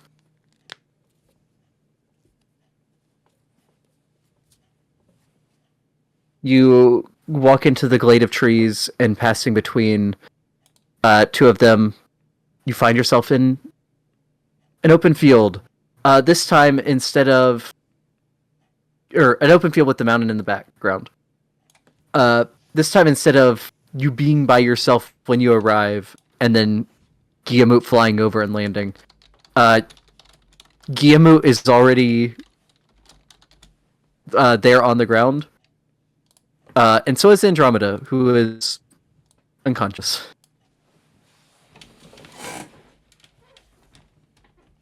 She's still unconscious.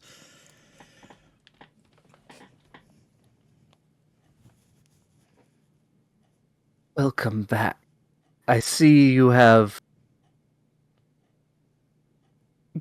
been rid of your afflictions.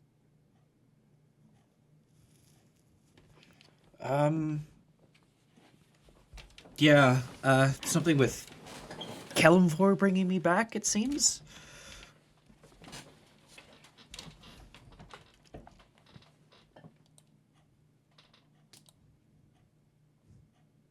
That is good. They were a quite unfortunate side effect. Though I'm sure they may have proven useful a time or two. Yeah, not having to worry about eating.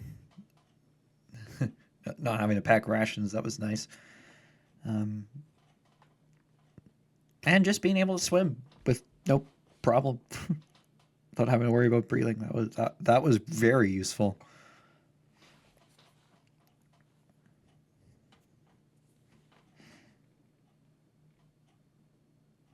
What brings you here today? Well, I just want to kind of fill you in on what's been happening. Because Andromeda's kind of been, well, imprisoned for a bit. And I think she still was poisoned by carrion poison, which is strange, especially considering how she's immune to poison as an imp.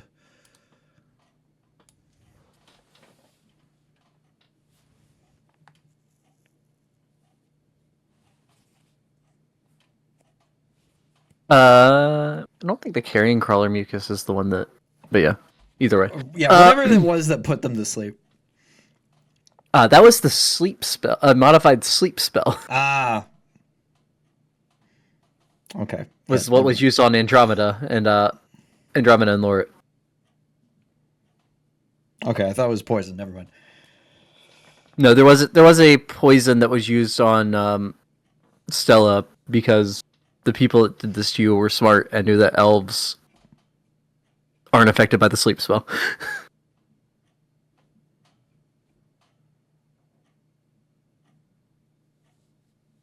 But yeah.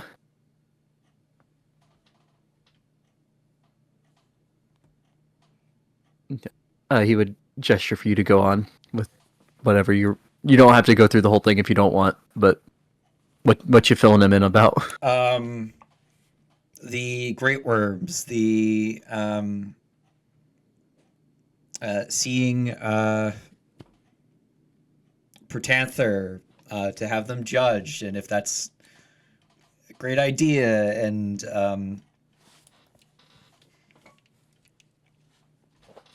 and what happened? Like, why is Andromeda like this? Um, and yeah, basically just fill him in on everything. Okay. And you'd let him know that you also had the Great Worms tested by Kalue? Yep. Okay. If they both agree, it is likely that they are still worthy. Right.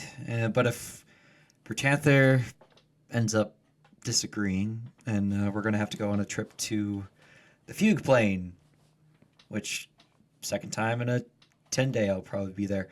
That will be strange. And if the scales deem them not worthy, what do we do? How do we fix that?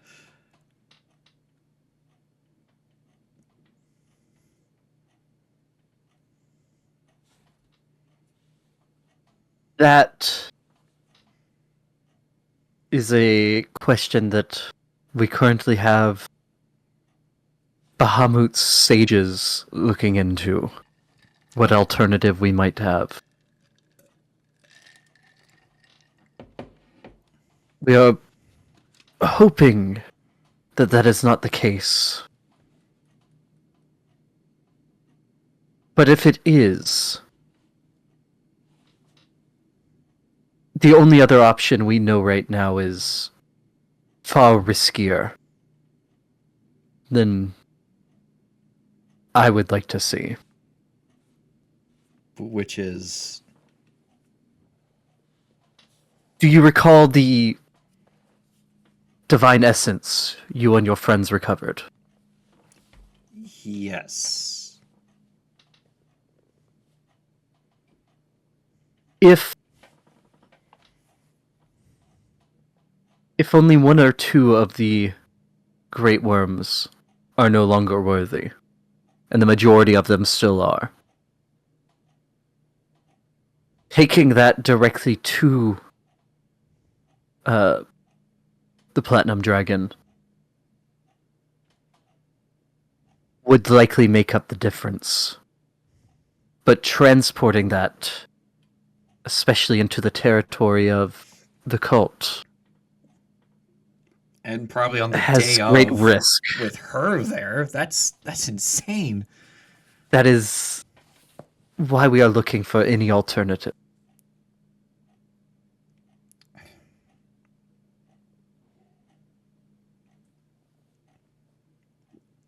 If more than just a couple of them are no longer worthy, we would have to do that as well as bringing some of the holy relics in the Flying Citadel to that location as well.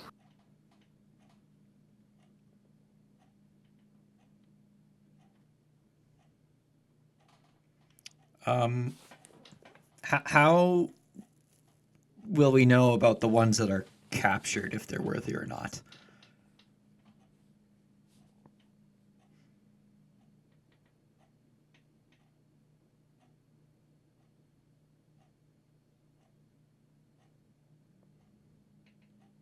The ones that the cult managed to capture,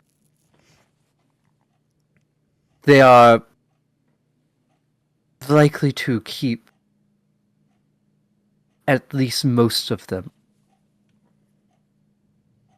in a way that is less likely for them to fall, as the sacrifice of a pure golden great worm to Tiamat would be seen as a much better sacrifice.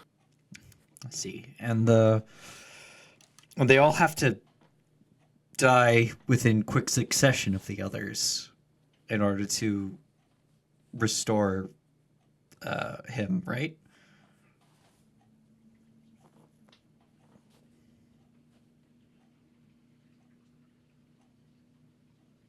Fairly quick succession. it is less important of the speed the closer they are in proximity to the Platinum Dragon. But the less time between them, the less risk there is of complications. Okay. Right. Well, hopefully, Pertanther concurs with Kalue. Well, if she's under the sleep spell, I'll. Sorry about this. I'll flick Andrometer for 1 point of damage.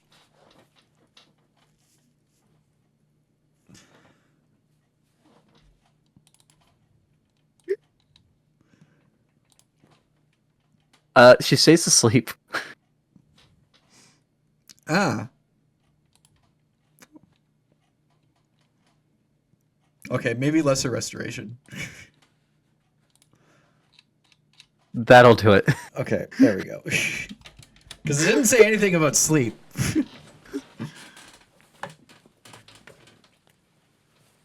It's one of those effects that says it in the effect instead of in the spell. Or it's not, like I said, it's not it's not sleep. It's akin to sleep. I see. Okay. But yes, because sleep would have worn off now.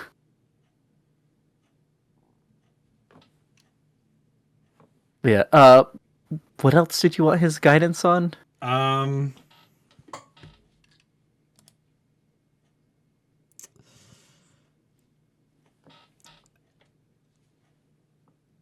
Nothing at the moment. Just wanted to kind of fill him in and check in on some things. Okay. But Yeah, you talk with him for a while. then I'll Filling him in on the last 10 day or so. yeah. And Since then Andromeda. we'll make our way back down the mountain to Lernia and I guess have whatever meal would be appropriate because I need to eat again. Yeah, well, you do, but the perfect fruit also acts as good berry Oh, for the purposes of being a meal. okay. Never mind. I'll just head back to the tavern and rest until the next day. Okay.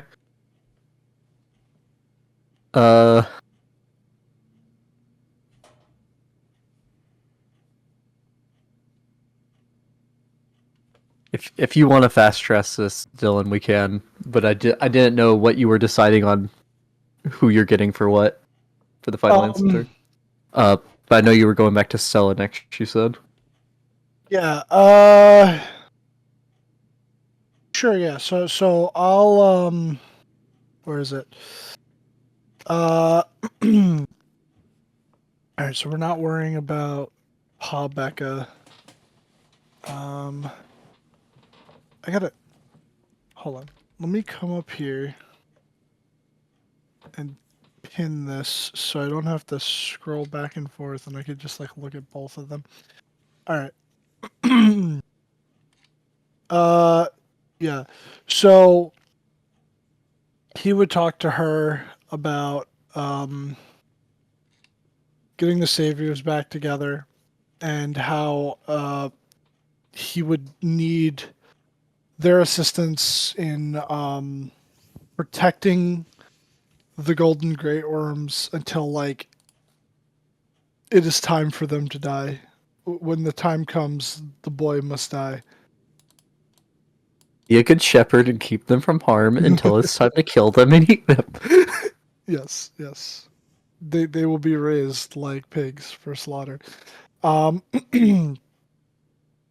yeah, I'll ask her that. And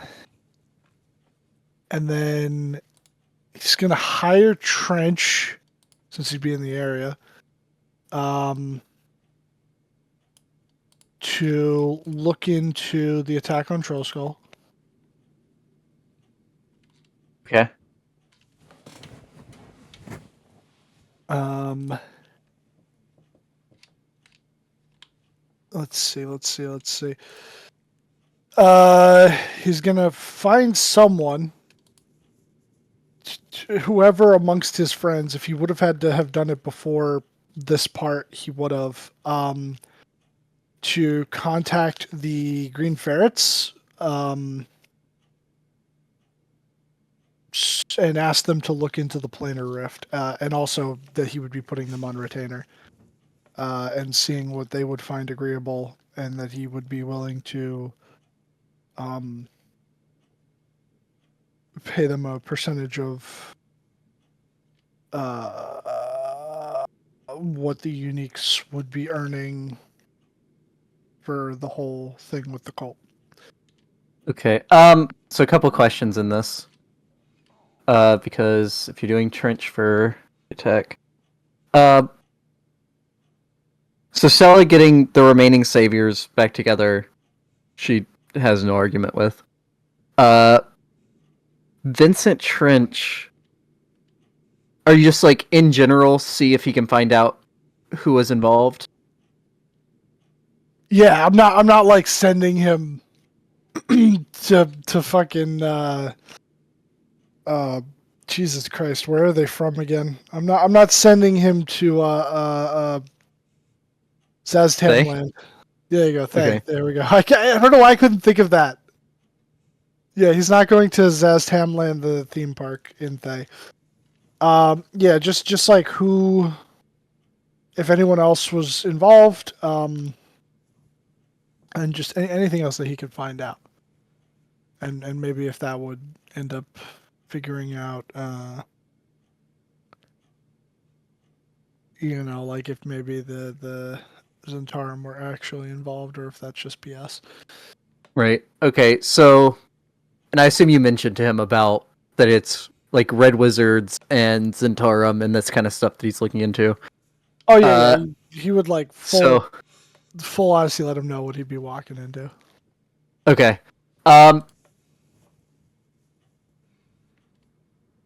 So instead of regular payment, because those are pretty powerful groups you're having him look against,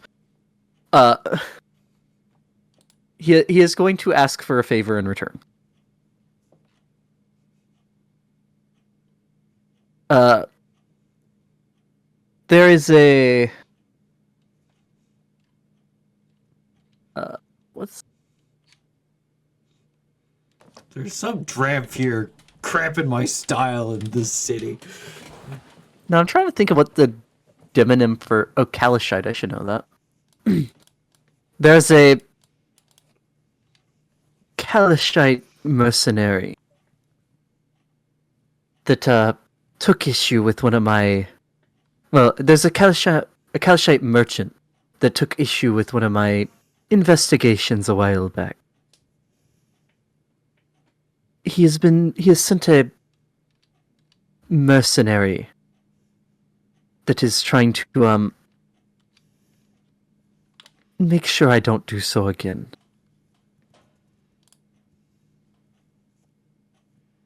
If I do for me doing this for you, I would ask that you take care of that problem.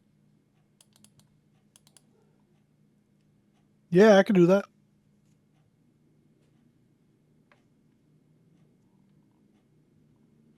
Okay. And he will give you a description of the mercenary.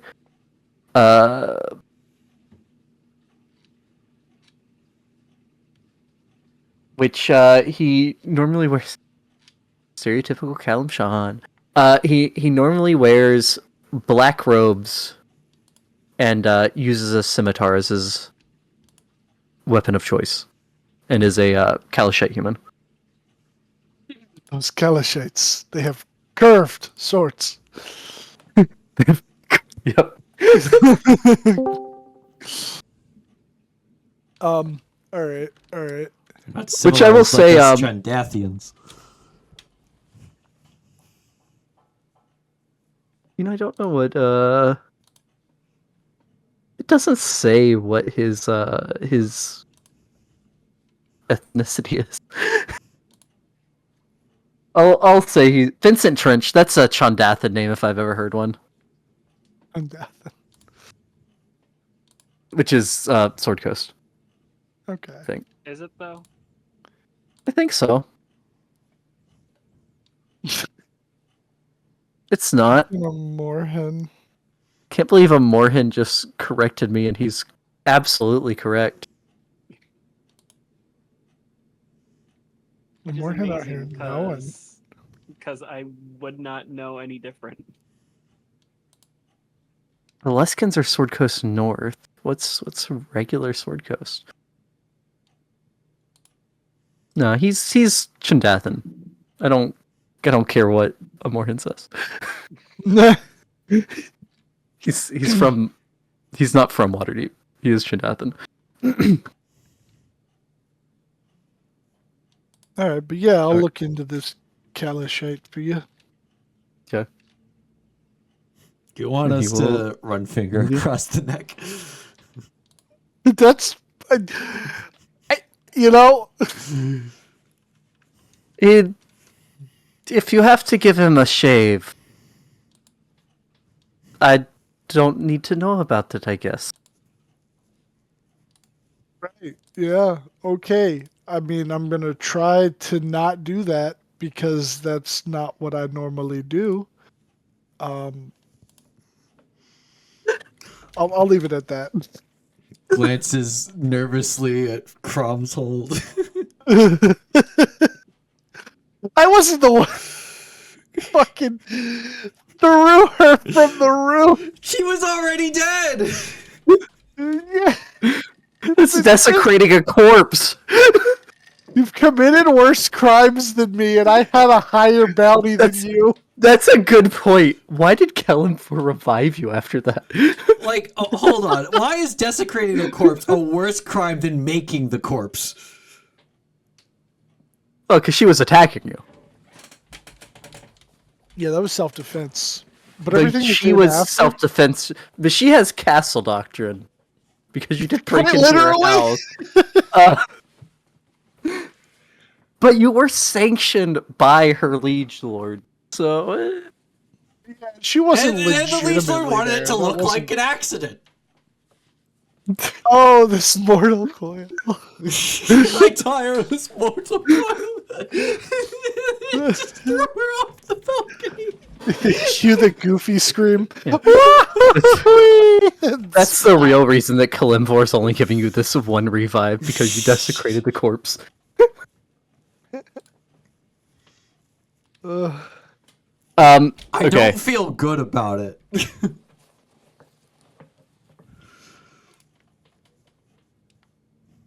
And then what would in the So would you find one of the people that was with you and just have them cast sending to one of the green ferrets? Or are you like write letter, go to the bird post and send a bird after him? I don't know where the green ferrets. Well, they said that they had to do some stuff down south, but they didn't specify where. Yeah, you know you left them in or outside of Borskier Bridge yesterday. Yeah, I'm gonna get a trusted person to send them. Okay. What would your initial offer be? Oh man, this is another one of those. What does Morgan think would be a fair offer to pay them? Well, 'Cause- Morgan doesn't know what he's going to get. So if you because you're doing it like a percentage based thing is what you said. Right. Well, sorry. So we're getting a percentage of the horde, and I mean it might not be a big percentage, but I mean the horde is big. Yeah, I mean 1% of a billion gold is still like 10 million gold. I'm not saying the Right. horde is a billion gold. No, right, but like yeah, But yeah. It's big numbers. Yeah, It's so, supposed to be a gift to the fucking Dragon Queen. I imagine it's gigantic. I Yeah, have made the numbers for what her actual horde in her domain is, and it's a lot.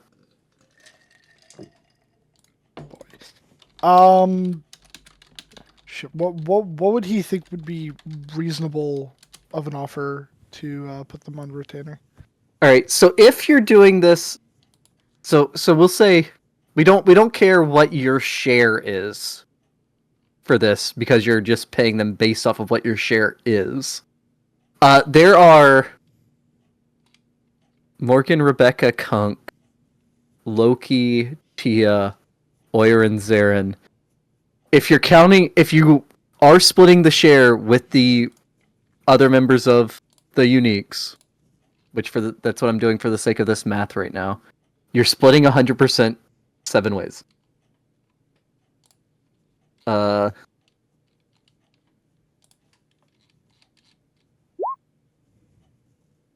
right now each of you is getting like 14.25%.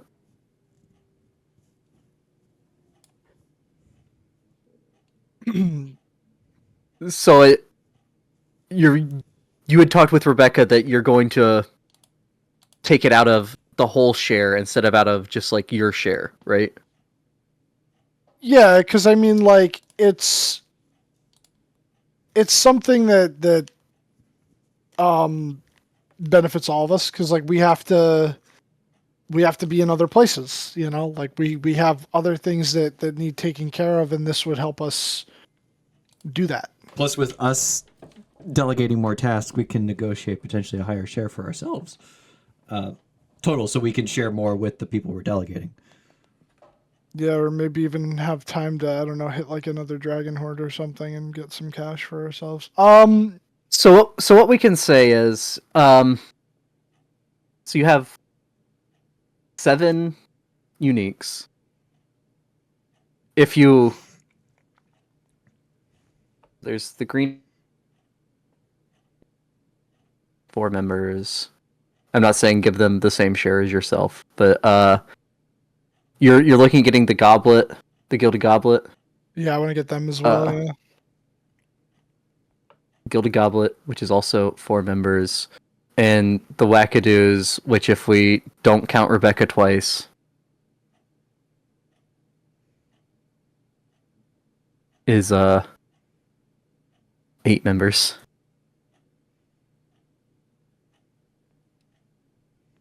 So if you're giving the Wackadoos from, I don't know what you're doing. The Wackadoos are helping you. It's up to you if you give them money at the end or not. you know, it feels fucked up to not give them money, but I think we shouldn't. But they're like, you know, Rebecca's friends. This was her original adventuring group. They And totally want to help. Also, too, I mean, And the like, Saviors, oh which yeah, is 5 remaining members. yeah. Not counting, not counting Morgan because I'm not double counting. Right. Jesus Christ, man! I've got like 1,000 gold to my name. So like if you could say that you could say something like you're gonna give the Green Ferret a share equal to what the Green Ferret a share equal to what a member of the Uniques is getting is like one option of what you're doing. So like basically instead of splitting it the 7 ways for the 7 Uniques, you'd split it 11 ways if you gave each of those groups a share.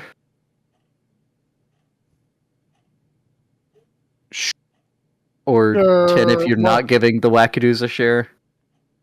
And if we did it, what would the percentage look like if we split it 11 ways?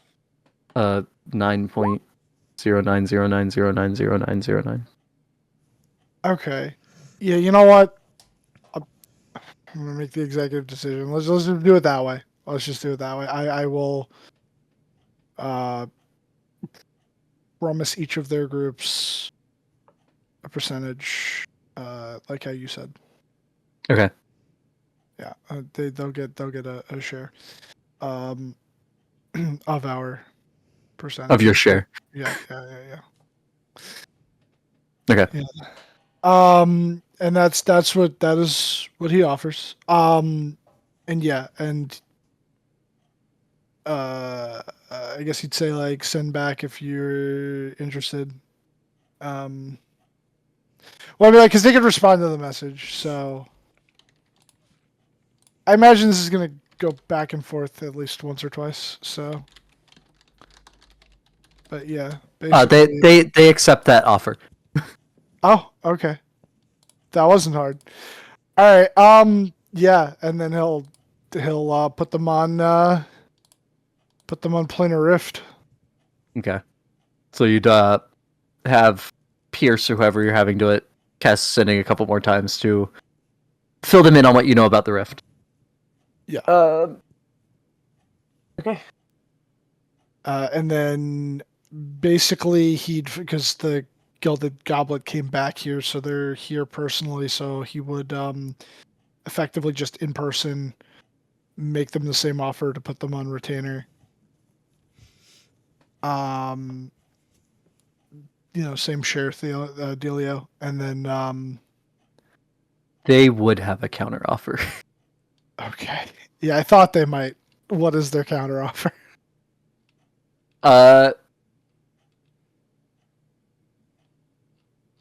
It is a. They would come back with what you said, plus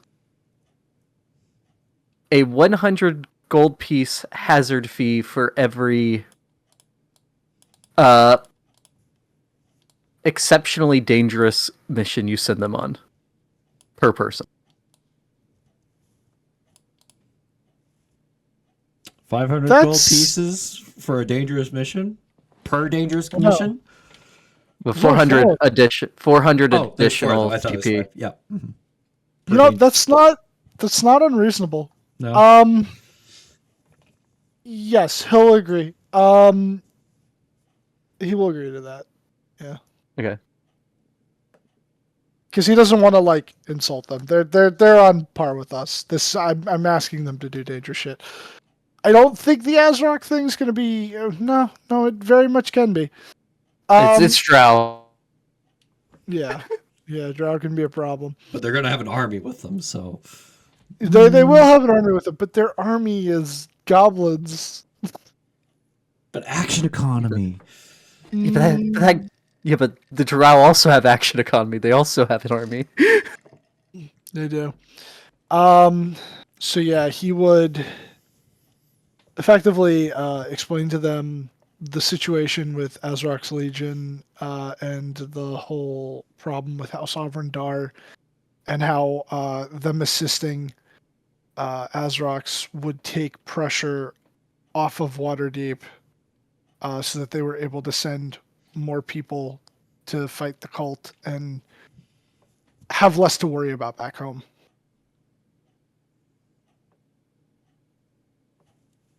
Okay. And they'll do it.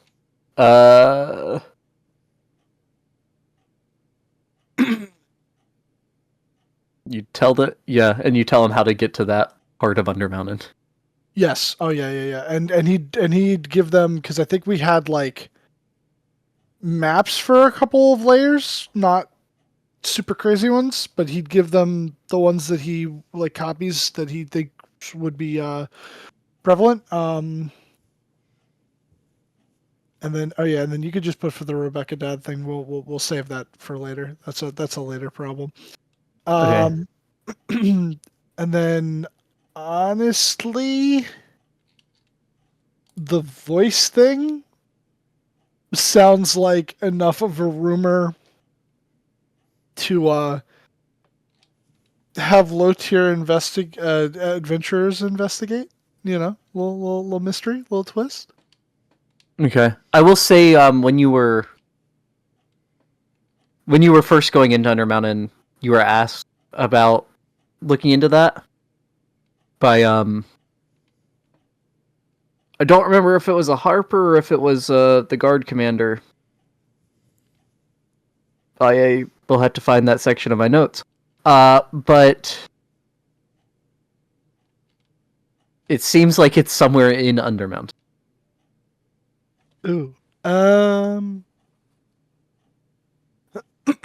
mean, look, people were gonna go down there anyway. Would Durnan specifically was the one that gave you that mission. Durnan gave it to us. I feel bad pawning that off then. Well, I mean, it's fine to give it to someone. I'm not trying to say that. I'm just saying it is Undermountain. So it's up to you if you think the mid-level adventures are enough for that. I mean, they'll I come guess- out not as mid-level adventurers if they survive. Oh, If they come out, yeah. yeah. Yeah, you know what? Why That'll not? be one that you should definitely pay them for, though, if you're sending them deep into Undermountain. Yeah, I would. Man, what would be reasonable? He'll tell them like.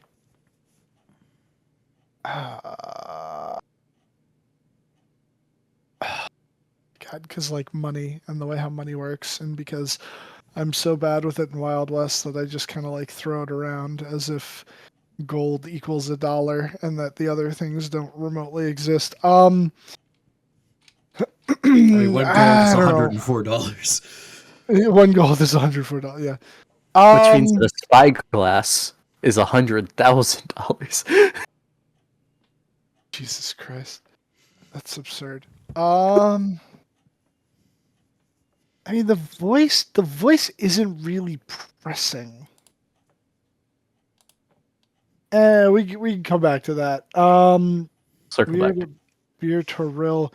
We said Orem and Elminster were already kind of like made aware of it / semi looking into it.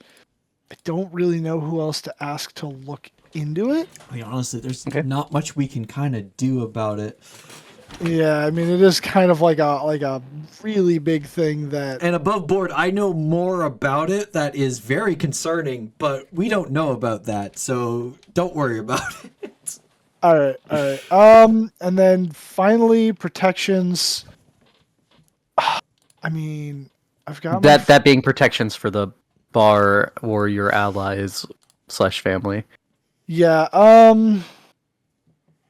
Well, since a lot of them now are just going into danger and are going to be away from the bar, it seems more like a protection for the bar at this point. I'll say included in that because it's been a while since we talked about it, would be like, do you want to get magical protections put on the bar or your keep, or do you want to get an escape route or something for if a large assault happens against you again?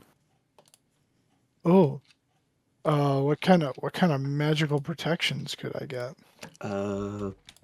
Bordenkin's Yeah, private like, sanctum is something. Alarm or like an arcane lock on your door that you can only enter if you have a certain thing. Private sanctum's a thing, yeah. Like the escape route would probably be your basement is not far from the sewers. You could have a secret passage put in. I mean, there is going to be a secret passage. Morgan doesn't know that. And there's not. That's a magical teleportation thing. That's not right, a yep. physical secret passage. I don't. Yeah, I guess the arcane lock thing's not a bad idea. I think arcane lock. Yeah, you can specify like who do. Yeah, if that works. How much would that be?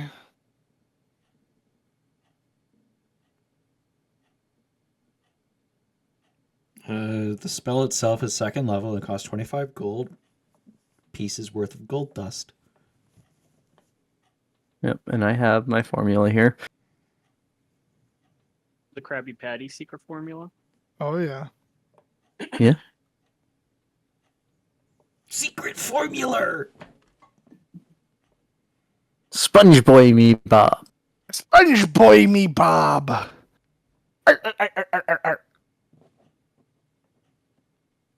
You maggots wouldn't last a moment in my army fighting bugs. It's so sad that SpongeBob was drafted to World War III. SpongeBob was drafted to the Helldivers. Bum, bum, bum, bum. Bum, Okay, bum. so it would be 65 GP per time you want it cast. Because it has a material component that is consumed. So that puts up the price a bit. If you want to supply a bunch of gold dust, you can knock the price down, but you're paying for that amount and you're paying for the gold dust. So was there? There's like technically 3 entrances. Well, okay, you wouldn't want the arcane lock on the main entrances because you want No. tavern goers to be able to come in. Um, It would be on like Here, we want to either know your the bedrooms. balconies. Well, there's the, Yeah, you there's could do the it. back door to the kitchen. There's the door around the back that goes up to the second floor to where our living is. And then and then there's the balconies. I wasn't talking about the front door. No, no, no. Balconies, and then. And then there's the trapdoor on the lookout tower. Yeah, put it on my hatch. So how many is that? 5? 1, 2, 3, Yeah, 4. we're literally on the map. I'm so stupid. Oh, there's It looks like 2 doors. 4, unless you're worried about windows. 2. If you're worried about windows, Oh boy. oh yeah, no, there's 5. There's 5 because of the tower. Yeah, and then these are the exterior doors that like your staff, the guy that brings you meats from the butcher's guild. A lot of people have to use that door. Yeah. Okay. Oh, there's a balcony here too. I missed this. The one next to guest / Zarin / Otto's room. And There's the one toilet. here. You should probably lock the toilet so they can't crawl out of the sewer. What about the other toilet? Oh fuck! No, I'm not getting arcane locks for the. Okay, so what was it? 6? I think it's actually okay. 1, 2, 3, 4, 5, 6. It is 6 if you're not doing the 3 on the ground floor. 1. Which you need tavern goers and You staff to can't use. access the upstairs. Through the ground floor, anyways. I mean, you can, but True. you'd have to bust through the roof. Okay, all right. So yeah, I'll do all the doors upstairs. Not And that includes the trapdoor on the tower, correct? yes, yeah, that's correct. Okay. This is 65. 5 times 6. Is that what we just decided? 6 or 7. 390 gold. 1, 2, 3, 4, 5. 1, 2, 3, 4, 5, 6. Yeah, it's 6. Okay. So 390 gold to get arcane locks put on every door.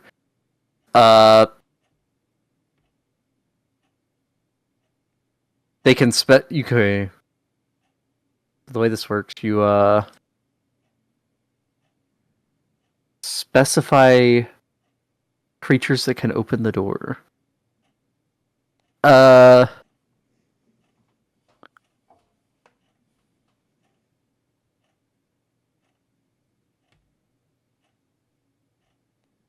It is worth noting, whoever casts the spell can also open the door. Does Yeah, Loki so- have arcane lock? Oh, good question. Loki might. I don't know if Actually, he really looked. Orin might have arcane lock. I think that's an artificer spell. No. Oh, Oh about yeah, that they one. do. Our artificers do have it.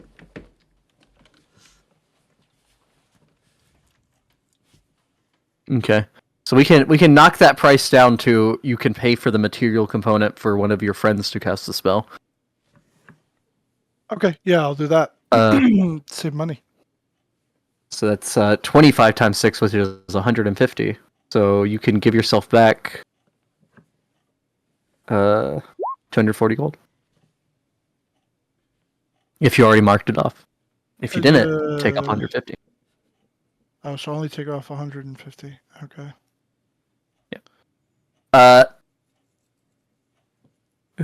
So Oirin would specify.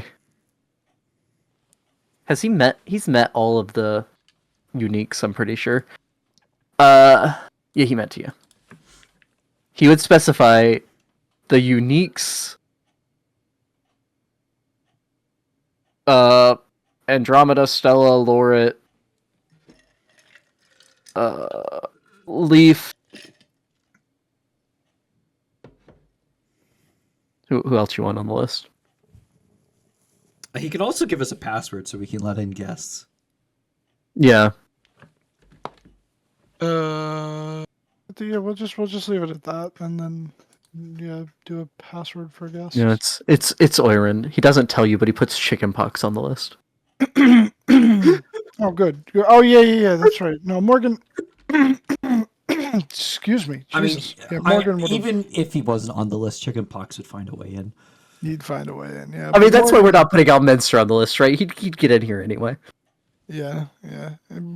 Morgan would tell him chickenpox. Honestly, he wouldn't forget him. I wouldn't be surprised if Elminster made Arcane Lock, and when he made the spell, made it so, like, anytime someone uses it, there's, like, a sub-clause within it that Elminster always has a pass. No, Arcane Lock was actually made by Tack, a Netherese Arcanist. Thank you very much. Darn. Darn. But it was later revised by Elminster to have that clause. Yeah, he did it in the realm of ideals. Yeah, that was the thing he changed. He so could too. Elminster. We only know of 1, 2, 3, 4. We only know of 5 spells that Elminster made. Honestly, Okay. Since he knows about the Planes of Ideals, he probably could have made like a bunch of spells and then went into the Plane of Ideals and changed who made it. I don't think Mistra would be very happy with that. That is magic fraud. That And in fact, Mistra very much dislikes magic fraud. She punishes people for selling fake magic items. But what if she told him to do it? Anyway, the password is the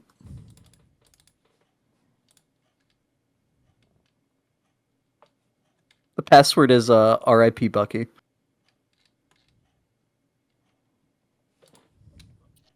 What's the password? R.I.P. Bucky. That's a good one.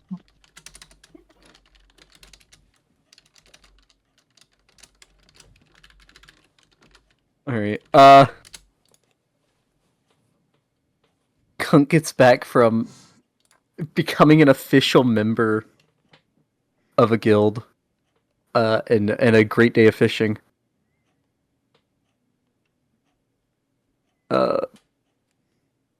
Cunk, when you get back, people are casting spells on the doors, or Oirin's just casting spells on the doors when you walk back in.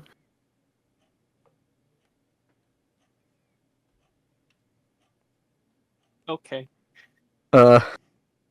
R.I.P. Bucky. Yeah. Is there anything else that y'all wanted to do, or Rebecca wanted to do on Celestia before heading back the next day? No, not really. Okay. Oh, if Orin has force level spells, he can start putting up Private Sanctum. It'll take a year. but he could. I think spell take a long time to cast. Isn't that takes- the 8-hour spell? It takes 10 minutes. But you have to 10 cast minutes, it every day for a year.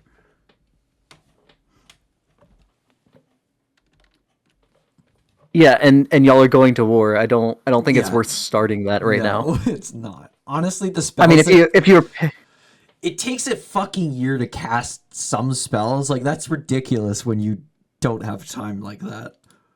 Well, it's because they got rid of Permanency. permanency. Yeah. If you wanted to do it before, you cast permanency, casting Morning Canaan's Private Sanctum. And you lost some XP and an inch off of your yeah. That's a canon spell effect, Dylan, for a component of a spell. In an Ed Greenwood video. Yeah, Elminster lost part of his manhood in casting some spell. We don't know that it's Elminster, to be clear. It probably was Elminster. Some mage. It was probably Elminster. That also had a dalliance with an American war mage who taught him conjure napalm. I love conjure napalm. Wait a minute, isn't that a thing in Magicka? Creating napalm? In Magicka? I don't know. Was I the only one that ever played Magicka? I don't know what you're talking about. Of course. Magicopedia. Napalm. Calls an F4 Phantom to perform a napalm strike in your area.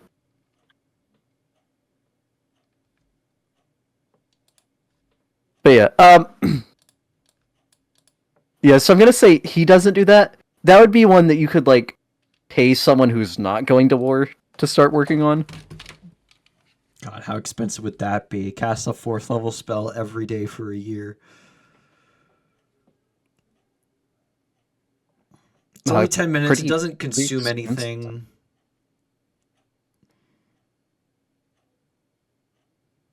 Let me plug it in. If that's $14.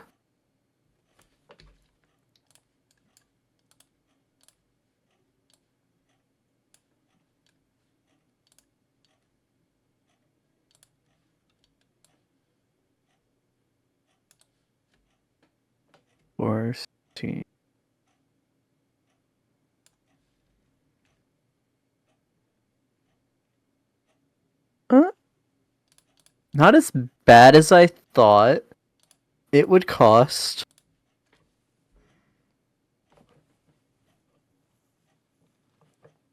Okay, yeah, by the time you multiply by 365, it is worse than I thought. For the low price of 58,765 gold, you could have a permanent Morning Canaan's Private Sanctum. Wow. That sounds about the same as a year's worth of Teleportation Circle. Teleportation Circle is 4th level also, right? 5th. But that's like fifth you level. personally casting it worth of materials. Oh, yeah. If you wanted someone to, because what is it, 50 gold worth of material? Or be a 14th level Curation Bard and do it for free. Yeah. If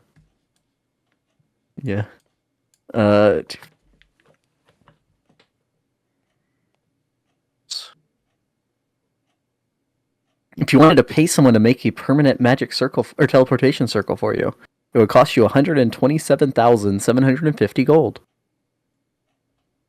Honestly, it's cheaper to do it yourself. But still, Yeah, but then you got to be there every day. you do have to be there every day. But also, just learn teleport for the love of God. Yeah, but there's an error that there's a chance of. No, there's not if you have something from the place. Yep.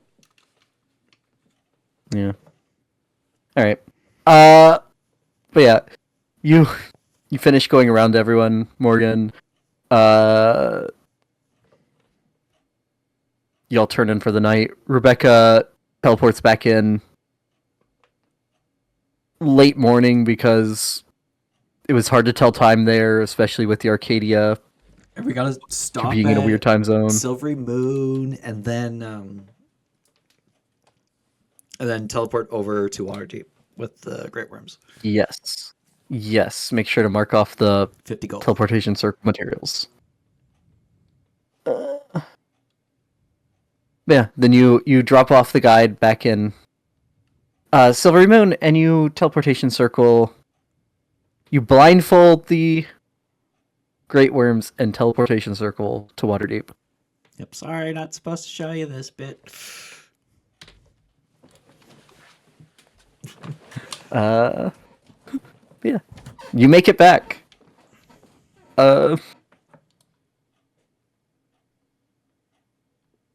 You make it back, and you walk into the Troll Skull, and there's a faint shimmer you notice around the door as you walk in. Weird. Detect magic. There is magic on the door. Aberration. Abjuration, I imagine. Abjuration, yeah. Yep, abjuration. Look at Morgan.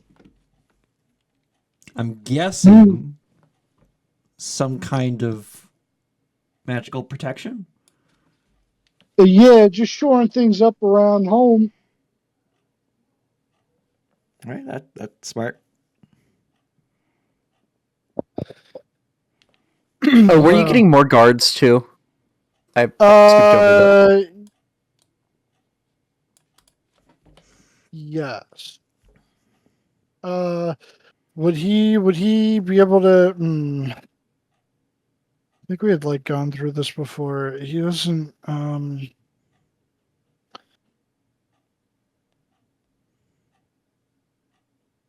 You know what?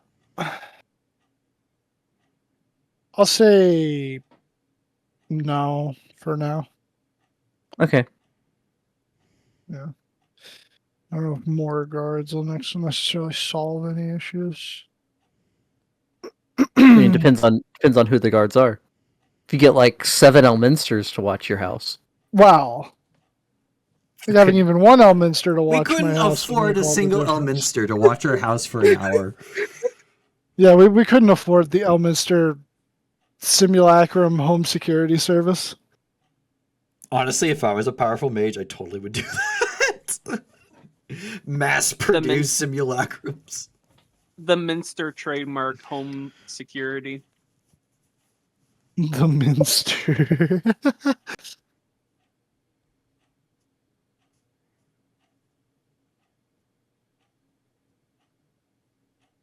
Simulacrum would transfer the Chosen of Mistra template. Probably.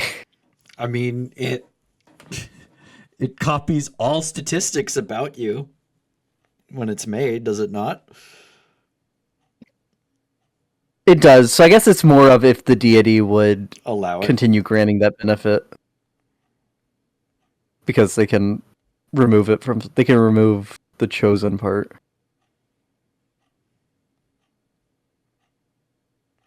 Well, Mr. has a special rule about that. But yeah, so Mr. would not.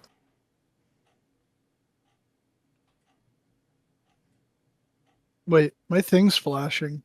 We had a level up? Yeah, we didn't have a long rest until after the fight with the Thayans. Oh, okay. Yeah, because We got Morhan it. was still a little short of it. Yeah, we got it after we helped Protanther. And we were hoping to get a long rest, and then Elminster told us, hey, your family is going to be at Borskir Bridge in 4 hours.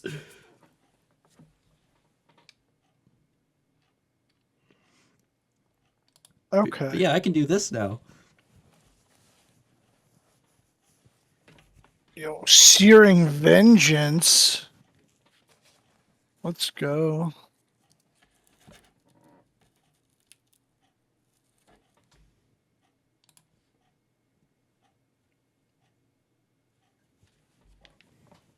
Now I don't know if you or Loki are the hardest to actually kill.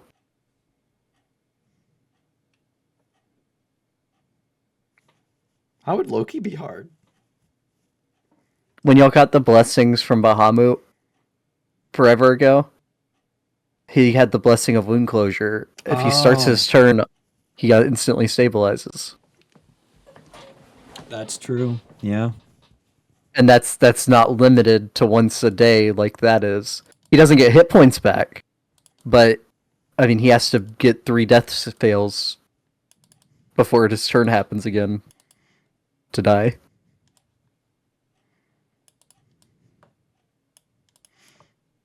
And I can like kamikaze into a group of people and just hit the ground and like, what the fuck was she thinking? And then next turn, stand up, blind everyone within a 30 feet radius. Turns out you actually took a massive damage. Blinds everyone, and they take 2d8 plus charisma, radiant.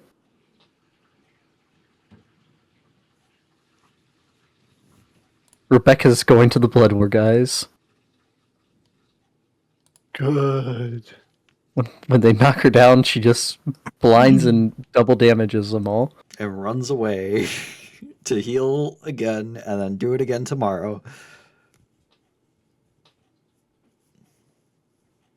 Alright. So y'all have a day left before the big council meeting. If there's anything else y'all need to do. I took my No, second Rebecca hasn't level had time in cleric. town for a bit.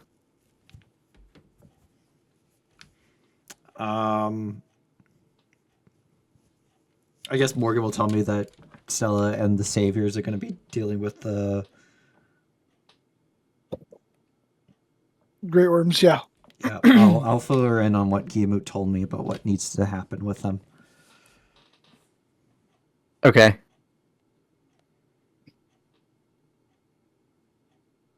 And then I guess me and Lort are going to see what we can get for this sheet of platinum I got off a tree.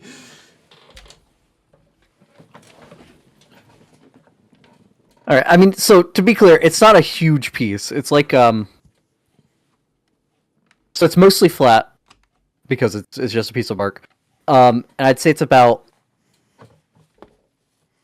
2 palms in size, which is a good bit of platinum. I've got pretty big palms, Bean.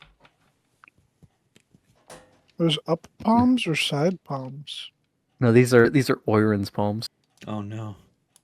Oh no, No, not they're baby they're palms. they're Mert's palms. Does Mert have baby hands or big hands? Mert has Dutch hands, which are small. Not small Dutch hands. Can't believe we got a Mert jump scare. But that doesn't show his hands, Bean. It just shows his weird fucking cocked side hat. An image a new tab. But also look at that mustache, Dylan. Hmm. Yeah, he do kind of have small hands, but they got to be small so that he could twirl the ends of the stash. Yeah. What do they call those kinds of hats? Is he just wearing it weird, or are they supposed to be? It's the same kind of hat that Cromwell wore, right? Yeah, and the guy in Pocahontas, the villain in the Mhm. purple doublet.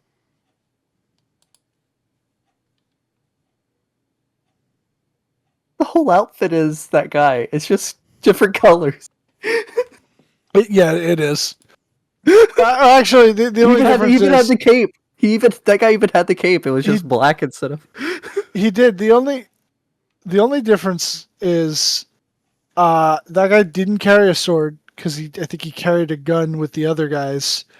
Also, Mert, what the fuck? Why does your sword go the opposite way? I know we've talked about this before, but that still triggers me. It's so he trained with it specially, so if he's disarmed, his enemy can't use it against him. Yeah. But yeah. The only thing that he's missing is the little dog. Yeah, it's basically Oh yeah, the amulet. Yeah, he doesn't have the amulet. Corporate wants you to find the difference in these pictures. There isn't. I never noticed that he did have a sword. Yeah.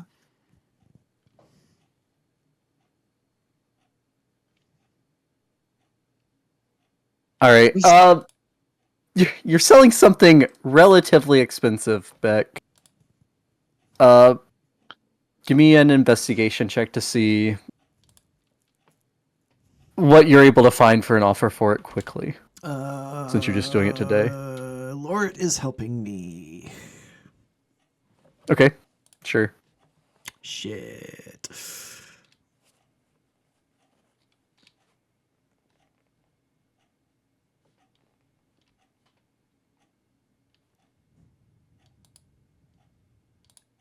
You get an offer of 600 gold pieces for it. You know, I'd rather take the time to sell it properly, honestly. Okay, I mean, that's like a downtime thing. Getting a buyer.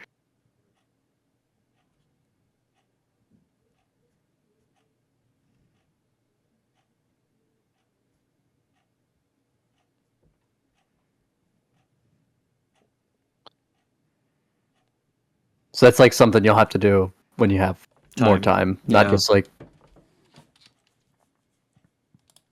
Yeah, I'll just keep it for now. But 600 gold's Okay. tempting. But I think I get a little bit more.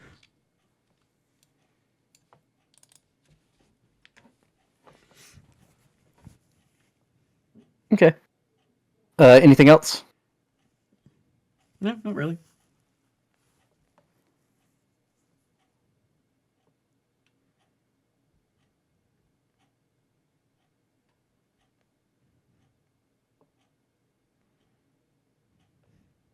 I would say that morning, after Rebecca goes out to get the...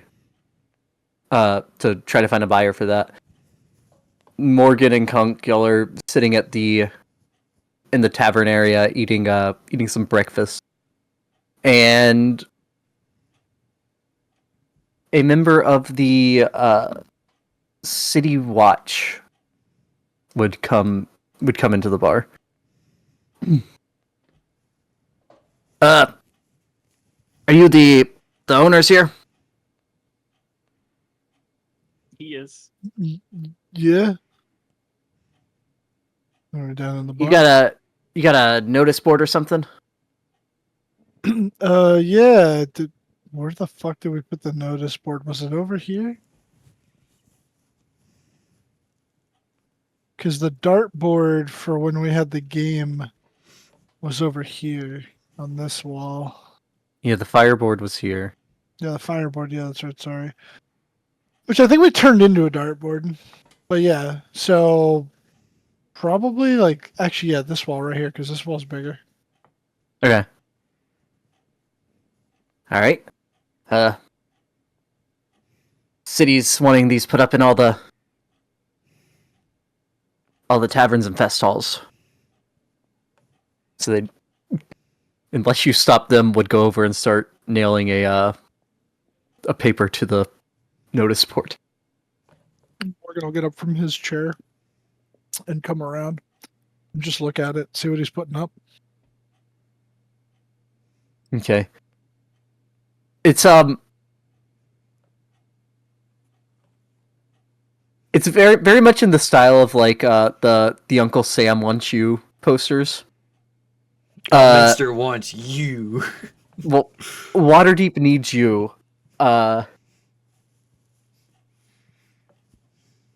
To help stop the word.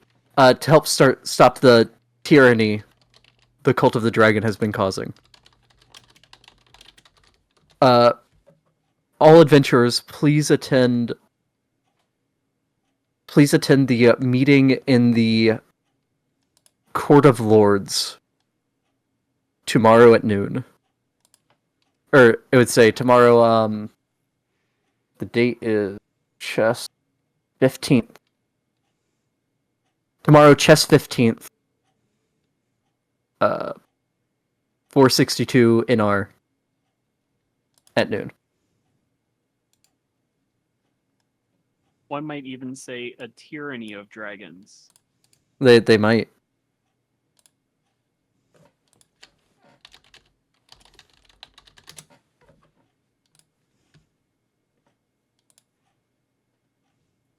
Year of 12 warnings. 462 in R. And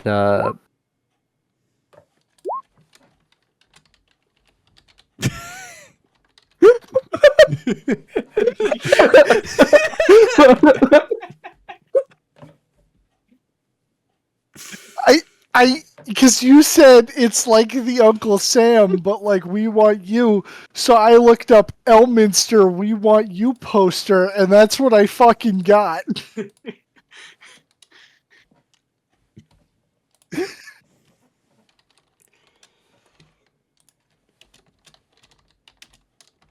what would you do if you walked? What would Morgan do if he walked out onto Serdune Street and Elminster is there doing a kickflip on a board?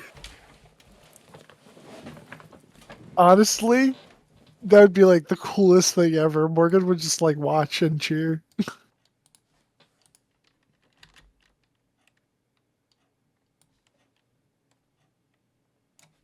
I probably wouldn't even cheer. You'd just like be standing there like mouth agape, not believing what he was seeing.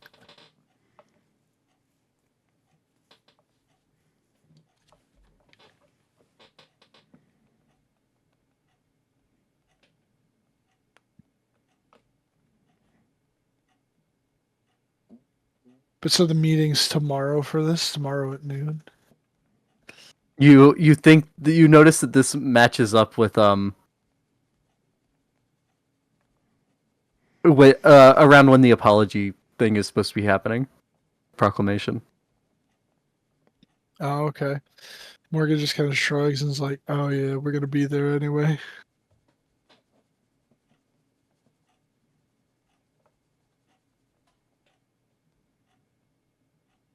Yeah, it's more of a call for like adventurers that attend the tavern kind of thing. Alright, yeah. He lets the man put up his poster and then he sits back down over here. Goes back to day drinking. All right.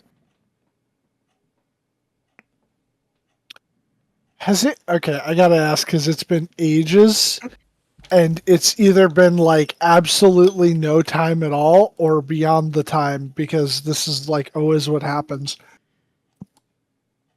I commission someone to do something for me, and then I fucking forget about it for like a solid in real life like 2 months. The was it a Harper? I think it was a Harper that I dropped my gun off with. Or did I drop it off with? I dropped it off with them so they could like look at it, but because they were working on making an enchantment to silence it. It wasn't a Harper. It was at the Magisters? yeah, it was at the Watchful Order of Magists and Protectors. Yes, yeah. That Uh, I remember exactly how long this. I know it would take a bit. yeah, you think it's been long enough to go check? They had told you that they hadn't enchanted that type of a object before, which is kind of obvious because It's almost There- one of a kind. yeah, well, it's two of a kind, except for there's a blacksmith that is making them to sell them. Yeah, the guy that for the longest I thought was a dwarf until Bean goes, "No, he's a gnome," and I'm like, "What?" Yeah, he's a tinker gnome.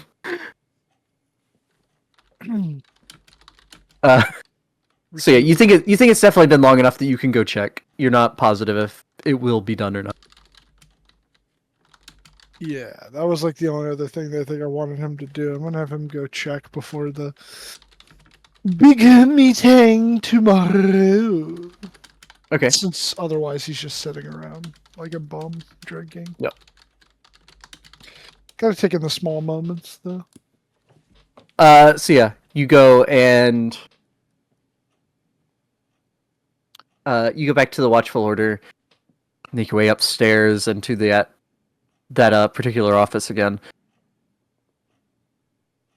The door would be open, and you would see him sitting at a desk, a giant magnifying glass on an arm over in front of his eyes. He's working on something small.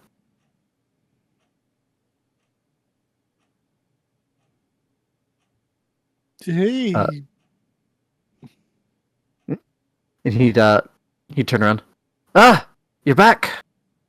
You brought in the spin box, you called it. Yes. that's right. All right. I wasn't able to come up with a permanent enchantment that works all the time for it. However, I was able to get it to where you will be able to cancel out the noise 6 times a day Ooh, before the magic will need to recharge. that's great. And actually, because I don't know how to say this in game terms, it has 6 charges and regains 1d4 plus 2 charges a day. Nice. Very good. And I think I had given up. What did I give him? I gave him Flash, right? I don't remember. Do That you remember if I gave him? Did I give him the original or did I give him the copy that the gnome made? I think I gave him the copy, right? I was gonna say I thought you gave him the original because you still weren't sure what the other one might be a bit different with, Oh, you know what? because it You're wasn't right. a perfect copy. Yeah. Okay. Yeah. So I gave him Flash. All right. All right. So I got to add that to thing.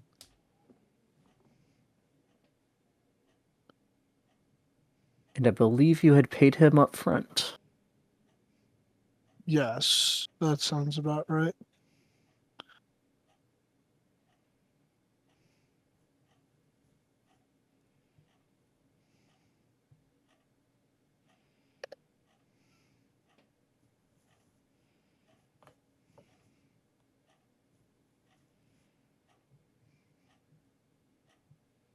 All right. Uh,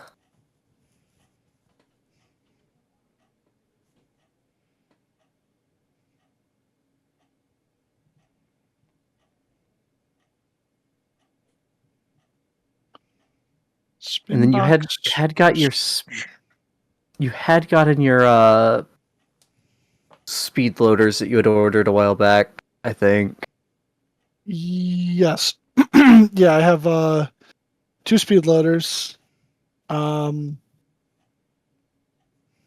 the only thing I'd have to do is like go get more ammo for him because I'm actually running low now. Oh, you had ammo on order. I did. Okay.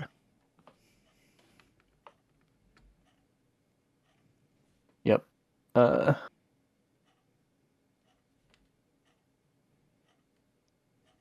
You had 40. I think this. Yeah, you had 40 bullets on order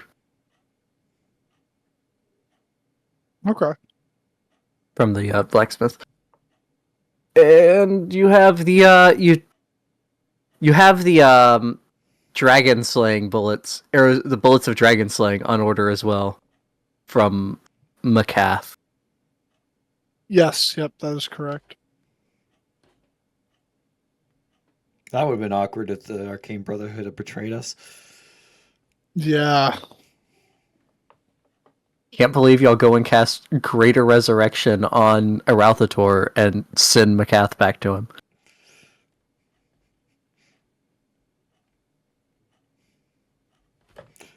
We're bringing you back on the condition that you fuck over this one person for us and nothing else.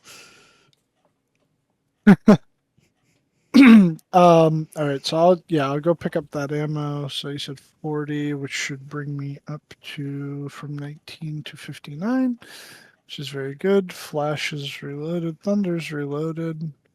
The speed loaders are speed loaded. Very good.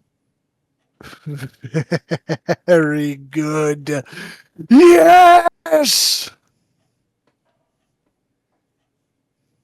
All right, and if no one has anything else, I think we'll end it early because the meeting will take longer than 30 minutes. Okay. All right. Probably because we're going to be ambushed in the middle of it and we have to fight off someone who's crashing the party. Yeah, someone actually casts Garyon's death in the middle of the. No. I'm sorry, Garyon's death spell in the middle of the council chamber. Counterspell. Yeah, you had to roll for it.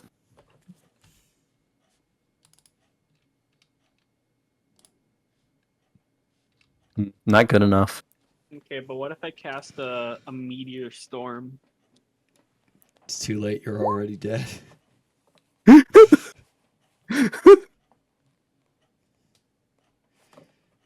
Omaiwa Mount Shinde. It is, and I quote, spells of this sort are directly forbidden, although it is difficult to punish transgressors, as they are usually dead before the spell reaches this stage.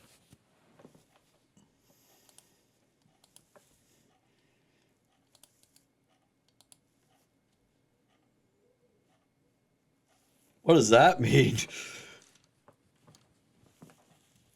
We don't really know what the spell does. Elminster showed up and scolded the person who cast it, and got rid of it. He said, "Nope." Yeah. Well, all we know is that when you cast it, a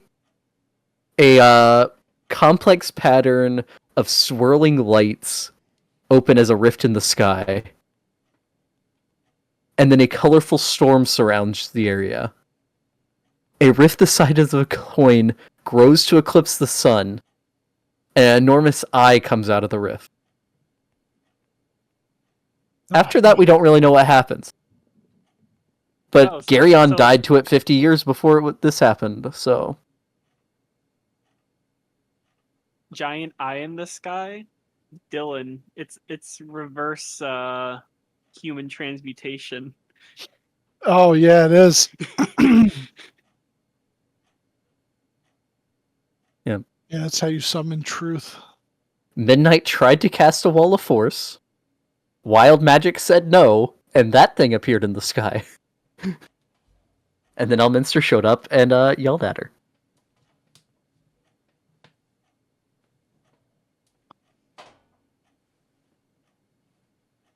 I hate that. Don't you hate when you accidentally try to cast a wall of force and you accidentally cast one of the forbidden spells? No, I hate it when that being, happens. That happens just- constantly. I just saw a picture of a gender bent Nightwing, and it says Dick Grayson, and it's crossed out, and instead it says Pussy Gray Daughter underneath it. I hate that so much. And that's the last thing Beck's recording hears.